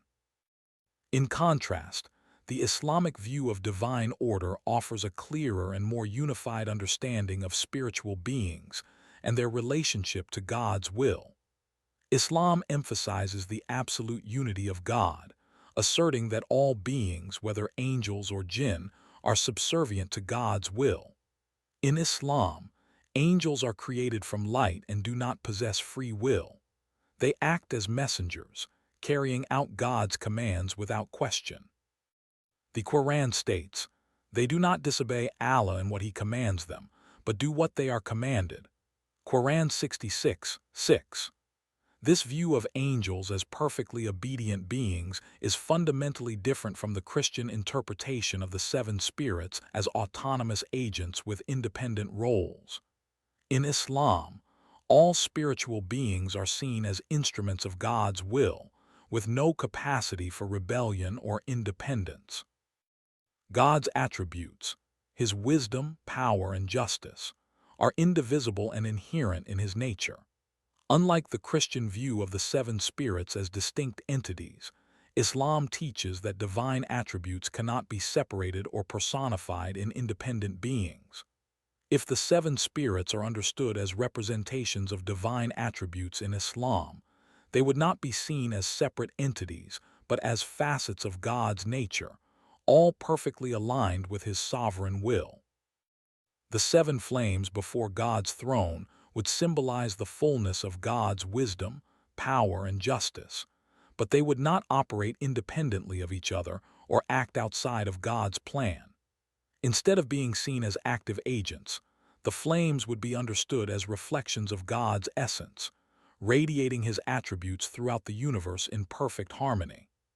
This view challenges the Christian understanding of the seven spirits as independent beings, each with a unique purpose and role. In Islam, there is no room for multiple, independent agents carrying out divine will. All creation, from angels to humans, acts in perfect submission to God's will. This theological distinction highlights the difference in how divine authority and spiritual agency are understood in Christianity and Islam. While Christianity often presents the seven spirits as distinct, independent agents, Islam emphasizes the unity and indivisibility of God's will and attributes. The seven spirits, if understood through the lens of Islamic theology, would not be seen as autonomous agents, but as reflections of God's perfection, each representing a different aspect of his nature, but always in perfect unity with his will. The challenge posed by this difference in theological understanding is profound. Can the Christian conception of the seven spirits, as independent beings with distinct roles, be reconciled with the Islamic view of divine unity, where all spiritual beings act in perfect harmony with God's sovereign will? The Christian view of the seven spirits suggests a more complex, divided vision of divine order, with multiple agents each fulfilling a different purpose. But Islam's view of divine unity challenges this vision, emphasizing that all beings act in perfect submission to God, with no independent action or autonomy. If the seven spirits are seen as independent beings, what does that imply about God's sovereignty and the unity of his will? Does the Christian interpretation of the seven spirits introduce division and complexity into the divine plan, or does it reflect a deeper understanding of God's justice and wisdom? In Islam, the view of the seven spirits as separate agents is replaced with the understanding that all divine attributes are inherent in God alone, and that spiritual beings, including angels, are simply instruments through which his will is carried out. The flames before God's throne are not seen as independent forces, but as symbols of God's infinite wisdom and power, radiating his presence throughout the universe. The seven spirits, then, are not distinct agents, but representations of divine attributes that are perfectly unified in God's nature. The theological challenge remains. Does the Christian view of the seven spirits as independent agents, each with their own role, align with the Islamic view of divine unity, where all actions are part of a singular, unified divine plan? The question of autonomy versus unity in the heavenly realm forces us to confront the nature of divine power, justice, and the role of spiritual beings in God's cosmic order. The seven spirits of God, as described in the book of Revelation, serve as a powerful and mysterious image of divine presence, authority, and justice. These seven flames, which burn eternally before the throne of God, symbolize the purity and majesty of God's nature. Revelation 4:5 refers to these spirits as seven lamps of fire burning before the throne, an image that invokes the idea of both divine illumination and unyielding judgment. The seven flames are often interpreted as representations of God's attributes: wisdom, understanding, counsel, might, knowledge, fear of the Lord, and the Spirit of the Lord, each representing a different facet of his eternal nature. However, the role and function of these spirits remain somewhat ambiguous. Are they merely symbolic of God's nature, or do they represent actual agents, spiritual beings tasked with executing his divine will? This question has led to multiple interpretations. Some theologians suggest that the seven spirits are distinct, independent entities, each playing a specific role in the divine plan. Others believe that these spirits are simply manifestations of God's essence, reflections of his attributes that are inseparable from his nature. The Book of Revelation does not provide definitive answers about the precise role of the seven spirits, leaving their true nature open to speculation. But what is clear is that these flames burn constantly before God's throne, signifying their eternal presence and their close proximity to the divine authority. The question, then, arises: what do these spirits represent? Are they active agents with distinct roles, or are they symbolic of God's perfect, unified essence? The ambiguity surrounding the seven spirits becomes all the more pronounced when considered in light of Islamic theology. While the Quran does not mention the seven spirits in the same way as the Book of Revelation, it offers a framework for understanding divine authority and the role of spiritual beings in God's cosmic order. In Islam, God's essence is singular and indivisible, and his divine attributes, wisdom, justice, and mercy, are inseparable from his being. The Quran emphasizes that God's will is absolute and that all beings, including angels, are subservient to his commands. In Surah 66:6, the Quran states, "They do not disobey Allah in what he commands them, but do what they are commanded." This understanding of angels as beings of perfect obedience contrasts with the Christian view of the seven spirits as independent agents with distinct roles. In Islam, there is no concept of spiritual beings acting with autonomy or independent will. The seven spirits of God, if viewed through the lens of Islamic theology, would not be understood as separate beings with distinct functions. Instead, they would be seen as manifestations of God's attributes, wisdom, justice, and mercy, expressed through his unified will. The imagery of seven flames before God's throne would be interpreted not as independent agents, but as symbols of God's divine qualities, perfectly reflecting his essence in the heavenly realm. This is a critical distinction between Christian and Islamic thought. While Christianity often depicts the seven spirits as distinct agents working to carry out divine will, Islam teaches that all actions, whether by angels or other spiritual beings, are executed according to God's will and cannot deviate from his plan. The idea of independent agents is foreign to Islamic theology, which stresses the unity of God's essence and the absolute submission of all creation to his will. If the seven spirits are understood as representations of divine attributes, they would be seen in Islam as part of God's unified essence, not as separate beings with distinct purposes. This view challenges the Christian conception of the seven spirits as autonomous agents. In the Quran, angels and all spiritual beings are depicted as perfectly obedient to God, fulfilling their roles as instruments of his will. The seven spirits in Christianity, when viewed from this perspective, would not be independent agents with their own distinct tasks. Instead, they would be understood as symbols of God's wisdom and justice, representing the fullness of his divine attributes, which are perfectly unified in his essence. The seven spirits are often associated with specific qualities, such as the spirit of wisdom, the spirit of counsel, the spirit of might, and the spirit of the fear of the Lord. In Christian theology, these qualities are understood as separate manifestations of God's power, each one reflecting a different aspect of his nature. Yet, in Islam, God's attributes are not separated into independent agents. The Quran emphasizes that God's wisdom, power, and justice are inseparable from his essence. His attributes are reflected in his actions, but they are not personified as separate, autonomous beings. In Islam, the seven spirits, if understood as distinct entities, would be seen as representations of God's perfect wisdom and justice, but they would not act independently of God's will. They would serve as expressions of his essence, not as beings with their own autonomy. This theological view presents a significant contrast to the Christian understanding, where the seven spirits are often seen as distinct agents with specific roles in the cosmic order. The Christian conception of the seven spirits raises the question: if these spirits are indeed independent agents, does that suggest a more complex and fragmented view of divine authority?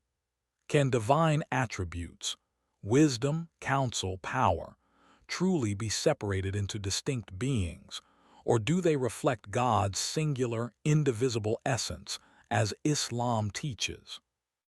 The Islamic understanding of divine unity challenges the notion of independent agents and presents a more coherent and unified vision of divine action. In Islam, all beings, whether angels or humans, act as instruments of God's will, perfectly aligned with his divine plan.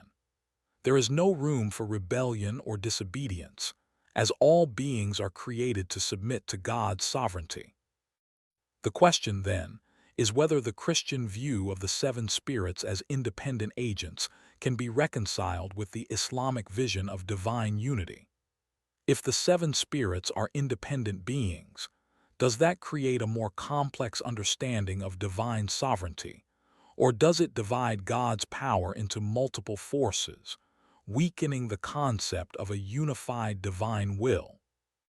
The theological challenge posed by these differing perspectives invites deeper reflection on the nature of divine authority, the role of spiritual beings, and the unity of God's will. Can the Christian interpretation of the seven spirits as independent agents truly reflect the nature of God's power and justice? Or does the Islamic view of divine unity offer a more consistent and coherent understanding of divine order? If the seven spirits are seen as representations of God's attributes, as Islam suggests, then they would not act independently, but would reflect God's perfect wisdom, might, and justice in perfect harmony with his will. This view of the seven spirits as symbols of God's essence presents a different understanding of divine power and authority, one that emphasizes the unity and indivisibility of God's attributes and the perfect execution of his plan. The seven spirits of God are depicted in the book of Revelation as flames burning before God's throne, an image that represents the radiance of divine justice, wisdom, and power. These seven flames have intrigued theologians for centuries, as they symbolize the very essence of God's will and presence in the universe. Revelation 4:5 describes them as seven lamps of fire burning before the throne, a striking visual that emphasizes their constant and active presence. The flames are often seen as symbolic of the different attributes of God: his wisdom, understanding, counsel, might, knowledge, fear of the Lord, and the Spirit of the Lord. But there are also those who interpret these spirits as distinct entities with unique roles and functions in the heavenly realm. Some theologians believe that the seven spirits serve as active agents of divine will, working independently to execute God's judgment and plan in the universe. Others argue that the seven spirits are not separate beings at all, but are manifestations of God's essence, each flame reflecting a different aspect of his eternal nature. While the text of Revelation presents a vivid and powerful image of these flames, it offers little clarity on their exact role. Are these spirits independent agents, each acting according to its own divine purpose, or are they merely symbolic of God's perfection, representing his infinite wisdom and power? The ambiguity surrounding the seven spirits has led to different interpretations over the years, but one thing is certain: these spirits are an essential part of the divine presence, burning eternally before the throne of God. Their fiery nature signifies the purity and holiness of God's nature, and their constant presence serves as a reminder of His all-encompassing power. In Christian theology, these spirits are often seen as distinct agents, each with a specific role in the divine plan. Some interpret them as the seven gifts of the Holy Spirit, mentioned in Isaiah 11:2, or as representatives of different aspects of God's interaction with creation. Yet, the idea of seven distinct, independent agents raises the theological question of how these spirits operate within the context of divine sovereignty. Do they act independently of each other, or do they work together in perfect harmony under God's ultimate will? In contrast, Islamic theology presents a different understanding of divine order. In Islam, the divine realm is perfectly unified, with all beings acting under God's absolute control. The Quran describes angels as beings who serve God's will without question, acting as messengers and instruments of His judgment and mercy. However, unlike the Christian view of the seven spirits as independent agents, Islam does not conceive of spiritual beings as acting autonomously. The angels in Islam, while numerous and distinct in their roles, do not possess free will. They are created to fulfill specific tasks as directed by God, and they do so without deviation. The Quran states, "They do not disobey Allah in what He commands them, but do what they are commanded." Quran 66:6. This view of divine beings as perfectly obedient and subservient to God's will challenges the Christian understanding of the seven spirits as independent agents. If the seven spirits are considered to be distinct, autonomous beings, this implies that there is some degree of independence within the divine realm, potentially raising questions about God's absolute sovereignty. However, in Islam, God's will is indivisible, and all angels act in perfect alignment with His divine purpose. Therefore, the seven spirits, if seen from an Islamic perspective, would not be independent entities, but would instead represent different aspects of God's essence: wisdom, justice, and mercy, all perfectly unified under His command. In this understanding, the seven spirits would not be seen as separate beings with independent functions, but as symbolic representations of God's divine attributes. The flames burning before God's throne would reflect His infinite wisdom and power, but they would not operate independently. This view emphasizes the oneness of God's will, where all spiritual beings, whether angels or other entities, serve as instruments of His divine plan. Islam's emphasis on the unity and indivisibility of God's essence stands in contrast to the Christian understanding of the seven spirits as autonomous beings. In Christianity, these spirits may be viewed as distinct agents, each carrying out a specific task in God's plan, but Islam teaches that all beings are perfectly aligned with God's will and cannot act apart from it. The challenge then becomes, if the seven spirits are independent agents in Christian theology, how does this fit with the Islamic understanding of divine unity? Can the Christian view of the seven spirits, as distinct and independent agents, be reconciled with the Islamic concept of divine sovereignty, where all actions are executed under God's absolute authority? The seven spirits in Christianity might be seen as distinct agents with specific roles, but in Islam, they would be understood as manifestations of God's attributes, not independent beings.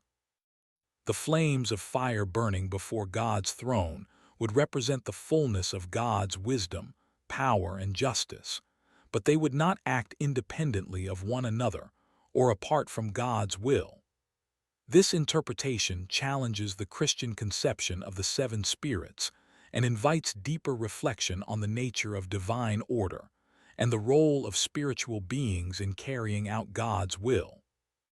If the seven spirits are separate agents, what does this imply about the relationship between God's sovereignty and the actions of spiritual beings? Does it suggest that divine will is carried out through multiple independent forces, or is it a more unified vision of divine action, where all beings work in perfect harmony with God's will? The question remains, if the seven spirits are autonomous agents, does this imply a more complex, divided vision of divine order, or does it reflect a more intricate understanding of God's justice and action in the universe? In Islam, the emphasis on divine unity suggests that the seven spirits must be seen as expressions of God's attributes, not as independent entities. The flames of divine fire before God's throne reflect His perfection, wisdom, and power, but they do not act independently. This presents a different theological perspective, one that challenges the Christian interpretation and emphasizes the unity and indivisibility of God's will in all things. The theological implications are clear. If the seven spirits are separate beings in Christianity, this raises significant questions about divine sovereignty, while in Islam, the focus on unity reaffirms that all spiritual beings act according to God's will, reflecting His essence in perfect harmony. The seven spirits of God, then, can be understood as reflections of divine attributes, unified in purpose and will, representing the fullness of God's eternal power. The seven spirits of God, described in the book of Revelation, present an image of divine fire and radiance that burns eternally before God's throne, embodying both the purity and majesty of His presence. Revelation 4:5 states, "From the throne came flashes of lightning, rumblings, and peals of thunder. Before the throne, 7 lamps were blazing. These are the seven spirits of God," a description that conveys the power and mystery of God's eternal authority. These spirits are often associated with divine attributes such as wisdom, understanding, might, knowledge, fear of the Lord, and the Spirit of the Lord, each representing a different facet of God's nature. Yet, despite the vivid imagery, the role and purpose of the seven spirits remain enigmatic. Are these spirits independent beings, each carrying out distinct roles in the divine plan, or do they represent manifestations of God's singular essence, reflecting His wisdom, power, and justice in the universe? This ambiguity invites various interpretations. Christian theologians have offered diverse explanations, some seeing the seven spirits as distinct, autonomous agents working to execute God's will, while others interpret them as symbolic representations of God's qualities, each one embodying a different aspect of His perfection. The fiery nature of these spirits suggests active participation in divine affairs, yet it remains unclear whether they act independently or are simply extensions of God's power.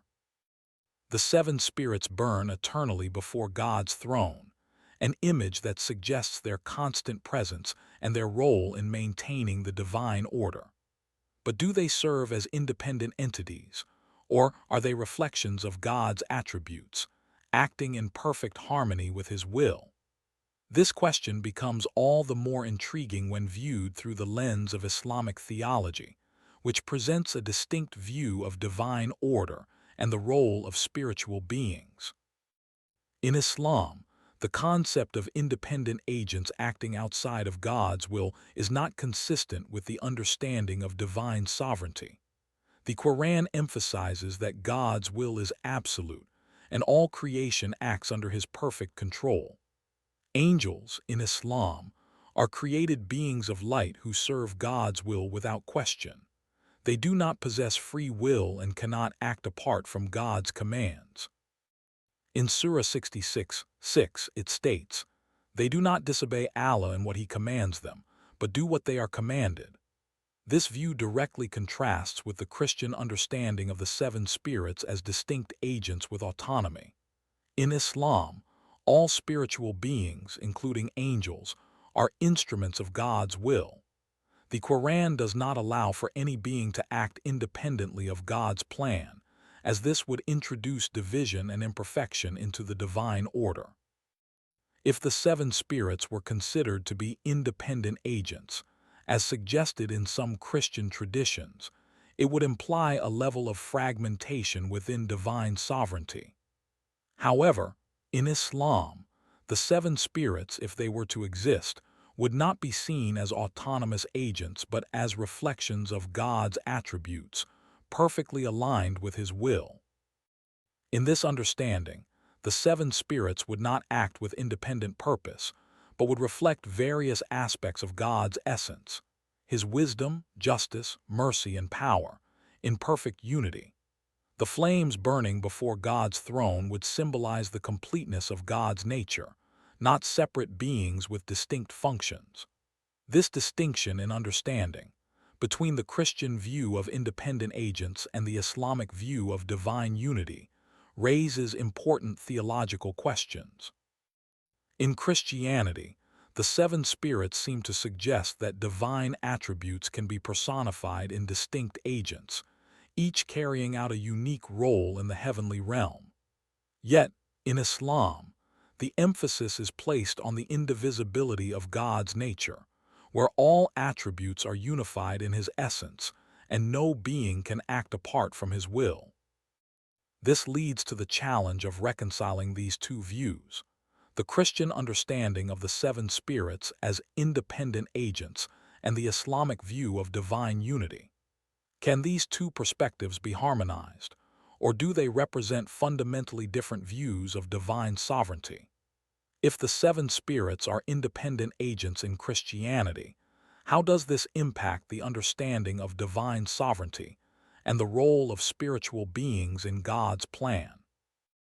In Islam, the divine realm is perfectly ordered, with all beings acting under God's will.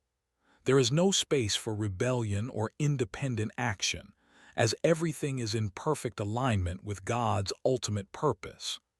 The seven spirits, then, would be seen as manifestations of God's attributes rather than autonomous agents.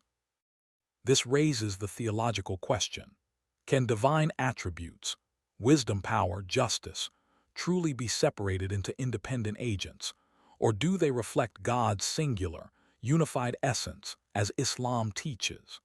The challenge lies in understanding whether the seven spirits, as described in Christianity, can be understood as independent beings with distinct roles, or whether they represent aspects of God's nature that are indivisible and perfectly unified in Islam's view of divine unity.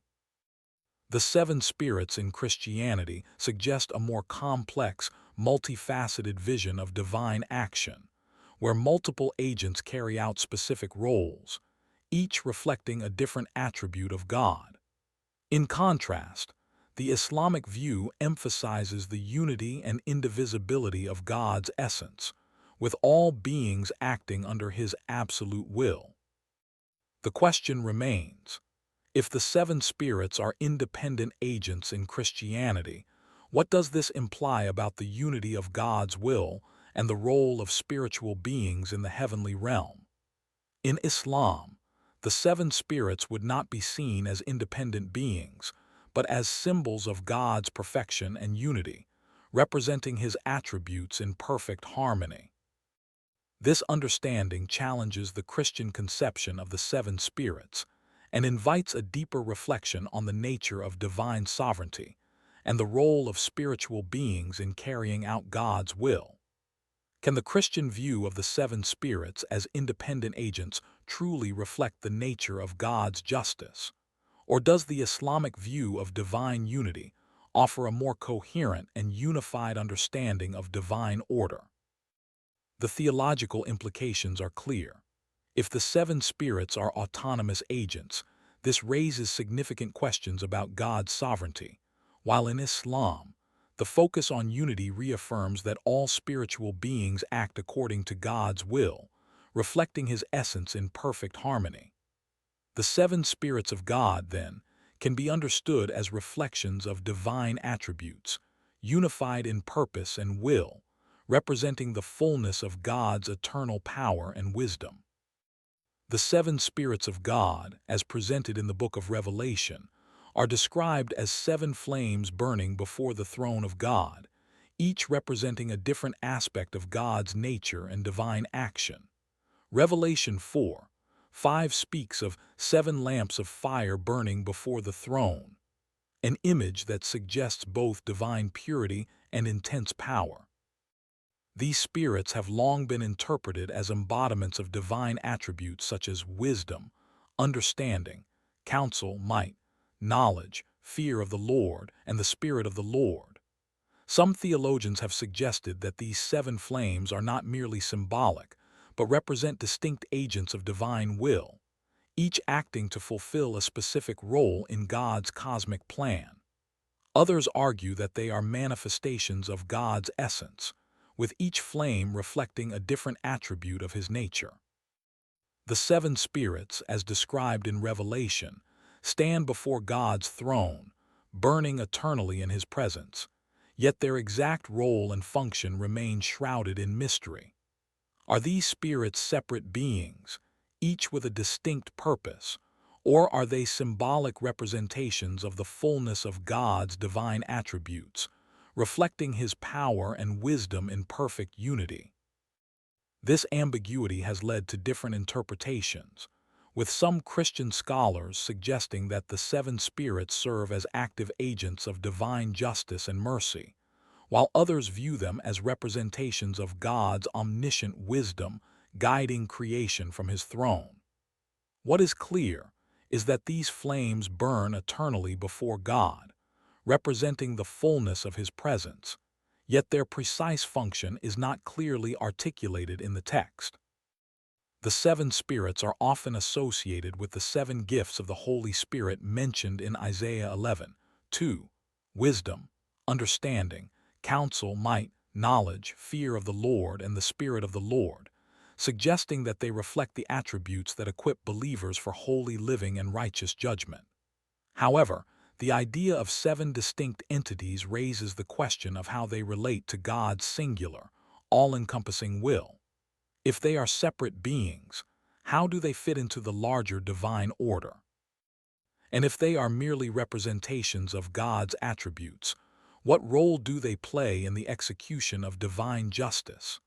This ambiguity becomes all the more intriguing when we turn to Islamic theology, which offers a different perspective on divine attributes and the role of spiritual beings in God's plan. In Islam, God is understood as one, indivisible and without partners. His essence is perfect and beyond human comprehension, and his attributes, such as wisdom, justice, mercy, and power, are inseparable from his being. The Quran emphasizes that God's will is absolute and that all creation, from angels to humans, operates under his sovereign command. In Islam, angels are beings created from light, whose sole purpose is to fulfill God's will. They do not possess free will, and their actions are always in perfect alignment with God's divine plan. This view contrasts sharply with the Christian understanding of the seven spirits as potentially independent agents. In Islam, all spiritual beings, including angels, are instruments through which God's will is carried out. The idea of independent agents acting apart from God's will does not fit within the Islamic view of divine unity and sovereignty. Instead, all spiritual beings are seen as extensions of God's power, carrying out his commands without deviation. The seven spirits, then, would not be understood as independent beings, but as reflections of God's attributes, his wisdom, justice, mercy, and power. The imagery of seven flames burning before the throne of God would be interpreted as symbols of these attributes, all perfectly aligned with his will, and not as separate agents with distinct purposes. This view challenges the Christian conception of the seven spirits as autonomous beings. In Islam, there is no division in God's will. Everything in the universe operates in perfect harmony with his plan. If the seven spirits are considered to be distinct agents, as suggested in Christian theology, this raises the question of how they fit into the larger cosmic order. Do they act independently of God's will, or are they simply reflections of His essence? In Islam, there is no room for such independent agents, as all actions are seen as part of God's unified plan. This perspective emphasizes the perfect coordination of divine will, where all beings, whether angels, jinn, or humans, act under God's control. The seven spirits in this view would be seen not as separate, autonomous beings, but as symbolic representations of God's attributes, all serving to reflect His wisdom and justice in the universe. The challenge presented by this difference in understanding is profound. Can the Christian view of the seven spirits as independent beings be reconciled with the Islamic view of divine unity? Or do these perspectives represent fundamentally different approaches to the nature of divine power and action? In Christianity, the seven spirits are often seen as distinct agents, each carrying out a specific role in the divine plan. They are sometimes thought to represent different facets of God's nature, each flame embodying a different aspect of His power. But in Islam, the idea of independent agents acting with autonomy is rejected. All spiritual beings in Islam serve God's will, reflecting His attributes in perfect harmony. The Quran states that all angels act according to God's commands, without deviation or disobedience. This unified vision of divine sovereignty suggests that the seven spirits, if understood in an Islamic context, would be seen as symbols of God's attributes, not as independent forces acting outside of His control. The theological challenge, therefore, lies in reconciling the Christian understanding of the seven spirits as separate beings with the Islamic emphasis on the unity of God's will. Can divine attributes such as wisdom, justice, and power truly be separated into independent agents, or do they reflect God's singular essence, as Islam suggests? The seven spirits in Christianity may seem to embody distinct aspects of God's nature, but in Islam, they would be understood as representations of His attributes, unified in purpose and execution.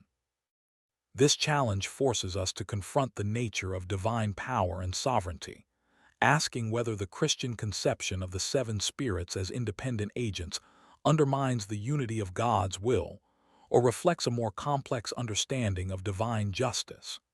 In Islam, the unity of divine attributes ensures that there is no room for division or independent action. The seven spirits, if they were considered to be distinct agents, would introduce a level of fragmentation into the divine plan. However, in the Islamic view, the seven spirits are seen as unified reflections of God's wisdom, justice, and power, perfectly aligned with His will. The theological challenge remains. Does the Christian view of the seven spirits as independent beings reflect a more complex, divided understanding of divine action? Or does the Islamic view of divine unity offer a clearer, more coherent vision of God's sovereign plan? The seven spirits of God, burning eternally before His throne, represent the fullness of God's wisdom, justice, and mercy, but their true nature remains open to interpretation. Are they independent agents with distinct purposes, or are they representations of God's essence, reflecting His divine attributes in perfect harmony? The answer to this question shapes our understanding of divine sovereignty, the role of spiritual beings, and the execution of God's eternal plan. The seven spirits of God, as described in the book of Revelation, represent a mysterious and profound image of divine authority, power, and wisdom. These seven flames burn eternally before God's throne, constantly radiating light and truth. Revelation 4:5 states, "From the throne came flashes of lightning, rumblings, and peals of thunder. Before the throne, 7 lamps were blazing. These are the seven spirits of God." This passage paints a vivid picture of God's unrelenting power, with the 7 flames symbolizing His infinite and eternal nature. The seven spirits are often interpreted as representing distinct attributes of God, such as wisdom, knowledge, understanding, counsel, might, fear of the Lord, and the Spirit of the Lord, each of which serves a specific role in reflecting God's nature and executing His divine will. The imagery of seven burning flames emphasizes both the purity and intensity of these attributes. However, the true nature of the seven spirits remains open to interpretation. Are these flames independent, separate beings, each fulfilling a distinct purpose in God's plan, or are they merely symbolic of the multifaceted nature of God's essence, reflecting His wisdom and power in perfect harmony? In Christian theology, these spirits are often seen as distinct agents, each possessing a unique function in carrying out God's will. Some theologians suggest that these seven spirits represent the fullness of God's Spirit, each one fulfilling a specific role in the divine plan. Yet, the book of Revelation offers little clarification on the exact role of these spirits, leaving room for speculation and varying interpretations. In some interpretations, these seven flames are linked to the seven gifts of the Holy Spirit, mentioned in Isaiah 11:2, and each flame represents a divine gift or virtue bestowed upon believers. However, the question remains, if these spirits are distinct beings, how do they fit into the larger cosmic order? Do they act independently, or are they simply manifestations of God's singular essence, reflecting His infinite wisdom and justice? The ambiguity of the seven spirits becomes even more intriguing when we examine the concept of divine unity in Islam. In Islamic theology, there is no concept of independent spiritual agents operating outside of God's will. Islam stresses the indivisibility of God's nature. His attributes are inseparable from His essence. The Quran teaches that all spiritual beings, including angels, are created by God to fulfill specific roles, but they do so with perfect obedience and without any capacity for rebellion or independent action. In Surah 66:6, it is stated that they do not disobey Allah in what He commands them, but do what they are commanded. Angels, in Islamic thought, are created beings who serve God's will without question. They carry out God's commands, from delivering messages to executing judgment, but they do not possess free will. This view directly contrasts with the Christian conception of the seven spirits as independent beings, each with their own distinct purpose and agency. In Islam, the seven spirits, if considered to be part of the divine plan, would not be seen as separate, autonomous entities, but as representations of God's attributes, reflecting His wisdom, justice, and power in perfect harmony with His will. The flames burning before God's throne would symbolize these attributes, but not as independent agents with distinct functions. In Islam, all divine actions are part of a singular, unified plan, executed by beings who are perfectly aligned with God's will. The seven spirits, in this sense, would be understood as reflections of God's perfect attributes, not as separate agents operating independently. This view of divine unity emphasizes the perfection of God's plan, where every action in the universe, from the most grand to the most minute, is part of God's singular will. If the seven spirits were understood as independent beings in Christianity, this would suggest a fragmented vision of divine power, where multiple forces act in a more complex, possibly divided manner. However, in the Islamic view, all forces in the universe are under God's control, and no being can act apart from His will. The question then arises, if the seven spirits are indeed independent agents, what does this imply about God's sovereignty? Can divine attributes truly be separated into independent beings, each fulfilling a distinct role, or do they represent God's singular essence, unified and indivisible, as Islam suggests? The theological challenge here is significant. Christianity, with its depiction of the seven spirits as independent beings, raises the issue of how these beings act in relation to each other and to God's will. Are they agents that function independently, carrying out specific tasks, or are they simply reflections of God's attributes, working in perfect harmony to execute His divine plan?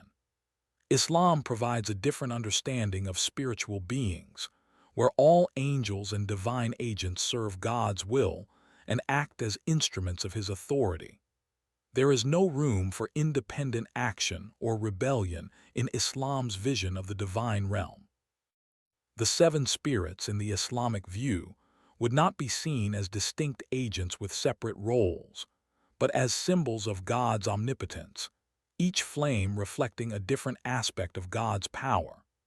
The Quran's emphasis on divine unity and the perfection of God's will challenges the Christian interpretation of the seven spirits, inviting us to reflect on the nature of divine authority and the role of spiritual beings in the cosmos.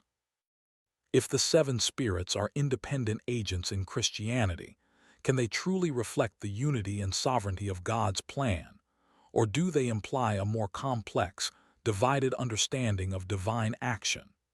The Islamic perspective, with its focus on the unity and indivisibility of God's will, challenges the idea of independent spiritual agents and invites a deeper understanding of divine sovereignty, where all beings act in perfect submission to God's will. The question remains, can these two views, Christianity's understanding of the seven spirits as independent agents and Islam's understanding of divine unity, be reconciled, or do they represent fundamentally different visions of divine power and action? Can the seven spirits, as seen in Christianity, reflect the multifaceted nature of God's divine plan, or are they best understood as symbols of God's attributes in the Islamic sense, unified and indivisible in purpose? The seven spirits of God, depicted in the book of Revelation, present a profound mystery that has puzzled theologians and scholars for centuries. These seven flames burning eternally before the throne of God are said to embody the fullness of God's divine power and presence. Revelation 4, 5 and 5, 6 introduce these spirits as seven lamps of fire burning before the throne, a vivid and powerful image that evokes both awe and reverence. These spirits are often interpreted as representations of God's attributes: wisdom, understanding, counsel, might, knowledge, fear of the Lord, and the Spirit of the Lord. But the exact nature of these spirits remains unclear. Are they simply symbolic of God's qualities, or are they distinct agents with independent functions in the heavenly realm?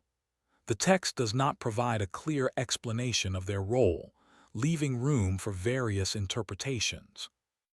Some Christian theologians suggest that the seven spirits represent seven distinct beings, each with its own specific purpose and role in executing God's will. Others argue that these spirits are not independent beings at all, but are manifestations of God's essence, reflecting His wisdom, justice, and mercy in perfect unity. The seven spirits burn eternally before God's throne, symbolizing the unchanging nature of God's attributes. Their presence before God represents the fullness of divine wisdom and power, yet their exact role in the divine plan remains mysterious. Are these flames separate agents, each fulfilling a specific purpose, or do they merely reflect the unity of God's essence, symbolizing His infinite wisdom and justice? This question becomes even more intriguing when we examine the Islamic perspective on divine order and the role of spiritual beings. In Islam, the divine realm is governed by the absolute sovereignty of God, whose will is indivisible and unchallenged. The Quran emphasizes that all creation, from angels to humans, acts under God's command, with no being capable of disobedience or independent action.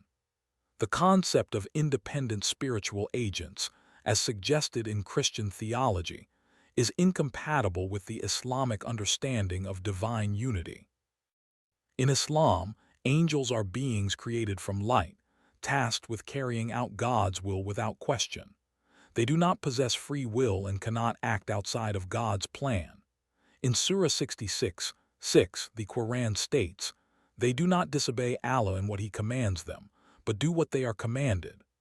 This view of angels as perfect servants of God contrasts with the Christian view of the seven spirits as independent, autonomous agents. If the seven spirits are considered to be separate beings, as some Christian theologians suggest, this would imply a more fragmented view of divine sovereignty, where multiple forces work independently yet under God's ultimate authority. However, in Islam, the emphasis is on the unity and indivisibility of God's will. All spiritual beings act as instruments of His divine plan, reflecting His attributes but never acting independently of His will. The seven spirits, if viewed through an Islamic lens, would not be seen as independent beings with distinct roles, but as symbols of God's perfection and unity. The flames burning before God's throne would represent the fullness of His attributes, His wisdom, might, and justice, but they would not act independently or possess distinct identities. Instead, they would reflect the unified essence of God's divine nature, which is perfect and indivisible.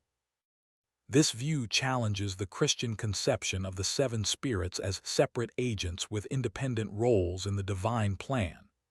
In Islam, the seven spirits would be understood as reflections of God's attributes, perfectly unified in purpose and execution, rather than independent forces working on their own. The Quran's emphasis on the unity of God's will contrasts with the Christian view of multiple, independent agents carrying out divine will. In Christianity, the seven spirits are often seen as distinct beings, each representing a different facet of God's power. They are thought to embody the fullness of God's wisdom, justice, and mercy, each one fulfilling a unique role in the heavenly order. But in Islam, the understanding of divine order is radically different. All beings in the universe, whether angels, jinn, or humans, act as instruments of God's will, perfectly aligned with His purpose. The seven spirits in Islam, if considered as agents of divine power, would be understood as extensions of God's attributes, not separate beings with their own independent wills. This distinction highlights a key difference between Christian and Islamic theology. While Christianity allows for multiple, independent agents fulfilling distinct roles, Islam emphasizes the oneness of God's will and the perfect coordination of all divine actions. The seven spirits in the Islamic view would be understood as symbolic of God's attributes, each flame representing a different aspect of His perfection, but not as independent beings. This view challenges the Christian conception of the seven spirits as independent agents, offering a more unified and coherent understanding of divine power and action. The question remains, can the Christian interpretation of the seven spirits as separate agents be reconciled with the Islamic view of divine unity? Can divine attributes such as wisdom, justice, and power be separated into independent agents, or do they reflect God's singular, unified essence, as Islam teaches? The theological challenge posed by these differing perspectives forces us to confront the nature of divine authority and the role of spiritual beings in the execution of God's will. If the seven spirits are independent agents, as Christianity suggests, how does this impact the understanding of God's sovereignty and the unity of divine will? In Islam, the emphasis on divine unity ensures that all actions are perfectly coordinated and executed according to God's plan, with no independent agents acting apart from His will. The seven spirits, therefore, would not be seen as autonomous beings in the Islamic framework, but as reflections of God's attributes, acting in perfect harmony with His will. The challenge, then, is to reconcile these two views: the Christian understanding of the seven spirits as distinct, independent agents, and the Islamic view of divine unity, where all spiritual beings operate in perfect submission to God's will. Can these perspectives coexist, or do they represent fundamentally different understandings of the nature of divine action and the role of spiritual beings in God's eternal plan? The seven spirits of God, as described in the book of Revelation, burn eternally before the throne of God, emanating divine fire and radiating wisdom, power, and judgment. Revelation 4:5 speaks of seven lamps of fire burning before the throne, symbolizing the perpetual, unchanging nature of God's presence and power. These spirits are often associated with various divine attributes, including wisdom, understanding, counsel, might, knowledge, fear of the Lord, and the Spirit of the Lord. In this context, the seven spirits appear to reflect the fullness of God's essence, with each spirit representing a different facet of his nature. However, the ambiguity surrounding their exact role has led to various interpretations. Some Christian theologians view the seven spirits as independent beings, each tasked with a specific function in carrying out God's divine will. Others interpret these spirits as mere representations of divine attributes, suggesting that they are not separate entities but symbolic manifestations of God's omniscient wisdom, justice, and mercy. The fiery imagery suggests that these spirits are not passive representations but active agents in the divine realm, continually serving before God's throne. But what exactly is their purpose? Are they distinct spiritual beings carrying out divine judgment and justice, or are they symbolic reflections of God's wisdom and power? This question becomes all the more significant when considering the Islamic perspective on divine power and order. In Islam, the understanding of divine authority and the role of spiritual beings is framed by the absolute unity of God. God's will is indivisible, and all beings, whether angels or jinn, serve as instruments of his will. The Quran teaches that angels, created from light, have no free will and are incapable of disobedience. In Surah 66:6, the Quran states, "They do not disobey Allah in what He commands them, but do what they are commanded," emphasizing that angels are perfectly obedient to God's will. This view contrasts with the Christian interpretation of the seven spirits as potentially independent agents with distinct roles. In Islam, there is no room for autonomous spiritual beings acting outside of God's control. All actions, whether carried out by angels, jinn, or humans, are executed according to God's divine will. The concept of independent spiritual agents is rejected in Islam, which stresses that all beings fulfill their purpose as instruments of God's plan. The seven spirits, if understood from an Islamic perspective, would not be seen as separate, autonomous entities. Instead, they would be understood as reflections of God's attributes, each flame representing a different aspect of his essence: wisdom, justice, mercy, and power.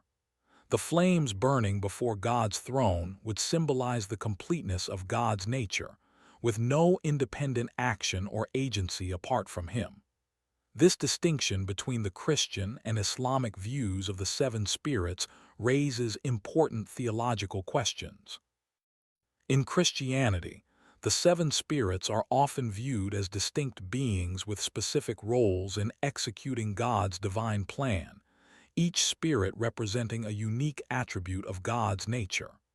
However, in Islam, divine attributes are seen as inseparable from God's essence, and all spiritual beings are viewed as instruments of God's will. This presents a challenge for reconciling the two views. If the seven spirits are independent agents in Christianity, how does this align with the Islamic view of divine unity, where all actions are perfectly coordinated under God's control?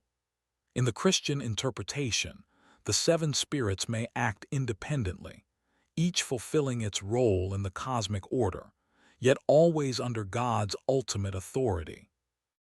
In this model, The seven spirits could be seen as distinct agents of divine power, working together in harmony to execute God's will. In contrast, the Islamic view emphasizes the indivisibility of God's nature, where all divine attributes are unified in His essence, and all spiritual beings act according to His perfect plan. The seven spirits, if they exist, would not be separate, autonomous entities, but would represent aspects of God's wisdom and justice, all perfectly aligned with His will. The question, then, is whether the seven spirits, as described in Christian theology, truly represent independent agents, each with its own role, or whether they are simply manifestations of God's attributes, reflecting His perfect wisdom, justice, and power. If they are independent beings, this raises significant theological issues. How does this relate to the concept of divine sovereignty and the unity of God's will? If the seven spirits are separate agents, how does this fit within the larger cosmic order? In Islam, the divine realm is viewed as perfectly ordered, with no space for independent agents acting outside of God's will. All spiritual beings, including angels, carry out their tasks without deviation from God's plan. There is no room for rebellion or independent action. The seven spirits in the Islamic view would be understood as reflections of God's attributes, not as independent agents. This view emphasizes the oneness of God's power and wisdom, where all actions in the universe are part of a single, unified divine plan. The challenge, then, is reconciling the Christian understanding of the seven spirits as independent agents with the Islamic view of divine unity. If the seven spirits are seen as independent agents, what does this say about the nature of divine power and sovereignty? Can divine attributes truly be separated into distinct beings, or do they represent the unified essence of God's nature, as Islam suggests? The seven spirits, if understood as representations of divine attributes, would not act independently but would reflect God's wisdom, justice, and mercy in perfect harmony with His will. This view challenges the Christian interpretation of the seven spirits as separate beings with distinct roles in the divine plan. In Islam, the seven spirits would be seen as symbolic representations of God's attributes, perfectly coordinated with the divine will, rather than independent agents working autonomously. The theological implications are profound. If the seven spirits are independent agents, this suggests a fragmented divine order. But if they are reflections of God's attributes, it emphasizes the unity and indivisibility of God's will. The challenge, then, is whether the Christian conception of the seven spirits can be reconciled with the Islamic understanding of divine unity, or whether these two views reflect fundamentally different understandings of divine action and authority. Can the seven spirits be understood as autonomous agents, or do they represent the singular, unified essence of God's nature, as Islam teaches? The seven spirits of God, as described in the book of Revelation, represent a significant and awe-inspiring aspect of divine presence and power. These spirits, often depicted as seven fiery flames burning eternally before the throne of God, embody both His wisdom and His judgment. Revelation 4:5 notes, "Before the throne, seven lamps were blazing. These are the seven spirits of God," an image that conveys the eternal, unyielding nature of God's authority. These seven flames are typically associated with divine attributes: wisdom, understanding, counsel, might, knowledge, the fear of the Lord, and the Spirit of the Lord. But what exactly do these seven spirits represent in the grand scheme of creation? Are they merely symbols of divine qualities, or do they serve as distinct agents, actively involved in carrying out God's will? This question remains a source of debate within Christian theology. Some believe these spirits are independent, autonomous agents that work in the divine realm, each fulfilling a particular function, whether it be in judgment, mercy, or creation. Others argue that these spirits represent facets of God's singular essence, reflections of his divine nature that are inseparable from him. The image of seven flames burning eternally before God's throne emphasizes their significance, yet the Bible offers little detail about their precise function, leaving much to interpretation. Christian traditions have tried to understand the seven spirits as either symbolic or active agents of divine action, but the lack of clarity in the text only deepens the mystery surrounding their role. The seven spirits seem to be part of a larger cosmic order, but are they separate entities with independent purposes? Or do they simply represent various aspects of God's perfect wisdom and justice? The ambiguity of their function is only made more complex when considered through the lens of Islamic theology. Islam emphasizes the absolute unity of God and his will. The Quran teaches that God's nature is indivisible, and his divine attributes, such as power, justice, wisdom, and mercy, are inseparable from him. In contrast to the Christian view of the seven spirits as independent agents, Islam does not allow for autonomous spiritual beings that act independently of God's will. The Quran makes it clear that all angels, as messengers of God, are perfectly obedient to him and cannot act apart from his command. In Surah 66:6, the Quran states that they do not disobey Allah in what he commands them, but do what they are commanded. This view of divine beings as instruments of God's will contrast with the Christian understanding of the seven spirits as potentially independent agents. In Islam, spiritual beings, including angels and jinn, are subservient to God's will, fulfilling his commands perfectly and without deviation. The idea of independent spiritual agents, each acting on their own accord, is inconsistent with the Islamic understanding of divine sovereignty. If the seven spirits are considered independent agents, this raises the question of how they fit into the broader order of God's will. In Islam, God's will is absolute, and all beings act according to his divine plan, reflecting his attributes without acting independently. The seven spirits, in this sense, would not be seen as autonomous agents with their own distinct roles, but as representations of God's attributes, wisdom, justice, and power, each reflecting a different aspect of his essence. The flames burning before the throne of God would symbolize these divine attributes, but they would not act independently of one another or apart from God's will. In contrast, the Christian view of the seven spirits suggests a more complex divine order, where each spirit carries out a specific function in the execution of God's will. Yet, this view raises significant theological questions. How can these spirits act independently of God's will, yet still reflect his perfection and justice? How do they fit into the broader cosmic order, where everything is ultimately subject to God's sovereignty? The idea of separate, autonomous spirits acting with independent purposes suggests a more fragmented view of divine sovereignty, where multiple agents fulfill distinct roles. This presents a challenge to the unity of God's will.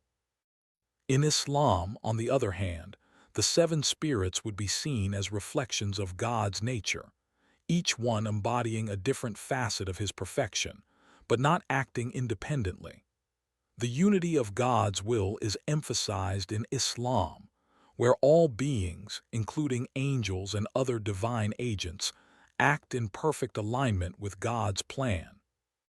The seven spirits, from this perspective, would be understood as expressions of God's attributes, each flame reflecting his wisdom, justice, and mercy, but not as distinct, independent beings. The theological challenge presented by these differing views is profound. Can the Christian view of the seven spirits as independent agents be reconciled with the Islamic view of divine unity, where all actions are perfectly coordinated under God's will? If the seven spirits are independent agents in Christianity, how does this affect the understanding of God's sovereignty? Does it suggest a more complex, divided understanding of divine power, or is it simply a deeper reflection of God's infinite wisdom and justice? In Islam, the emphasis on the indivisibility of God's attributes ensures that all divine action is perfectly aligned with His singular will.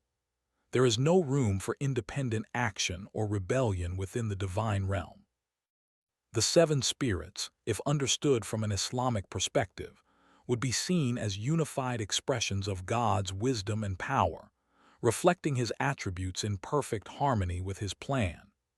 The challenge is to understand whether the Christian view of the seven spirits as separate, independent agents aligns with the Islamic understanding of divine unity, where all beings serve as instruments of God's will. If the seven spirits are autonomous beings, this raises significant questions about the nature of God's authority. Can divine attributes truly be separated into independent agents, or do they reflect God's unified essence? The seven spirits in Christianity may be seen as distinct agents, each fulfilling a unique role in the divine plan, but Islam teaches that all spiritual beings act in perfect harmony with God's will. The theological implications are clear. If the seven spirits are independent agents, this could suggest a fragmented view of divine sovereignty, but if they are manifestations of God's attributes, it affirms the unity and indivisibility of God's nature. The seven spirits represent more than just divine power. They represent a deeper theological mystery that challenges us to think about the unity and sovereignty of God's will. The question remains: does the Christian understanding of the seven spirits as independent agents reflect a more complex view of divine power, or does it introduce fragmentation into the divine plan? In Islam, the focus on unity and divine sovereignty provides a more consistent and coherent understanding of divine action, where all beings act under God's will, reflecting His attributes in perfect harmony.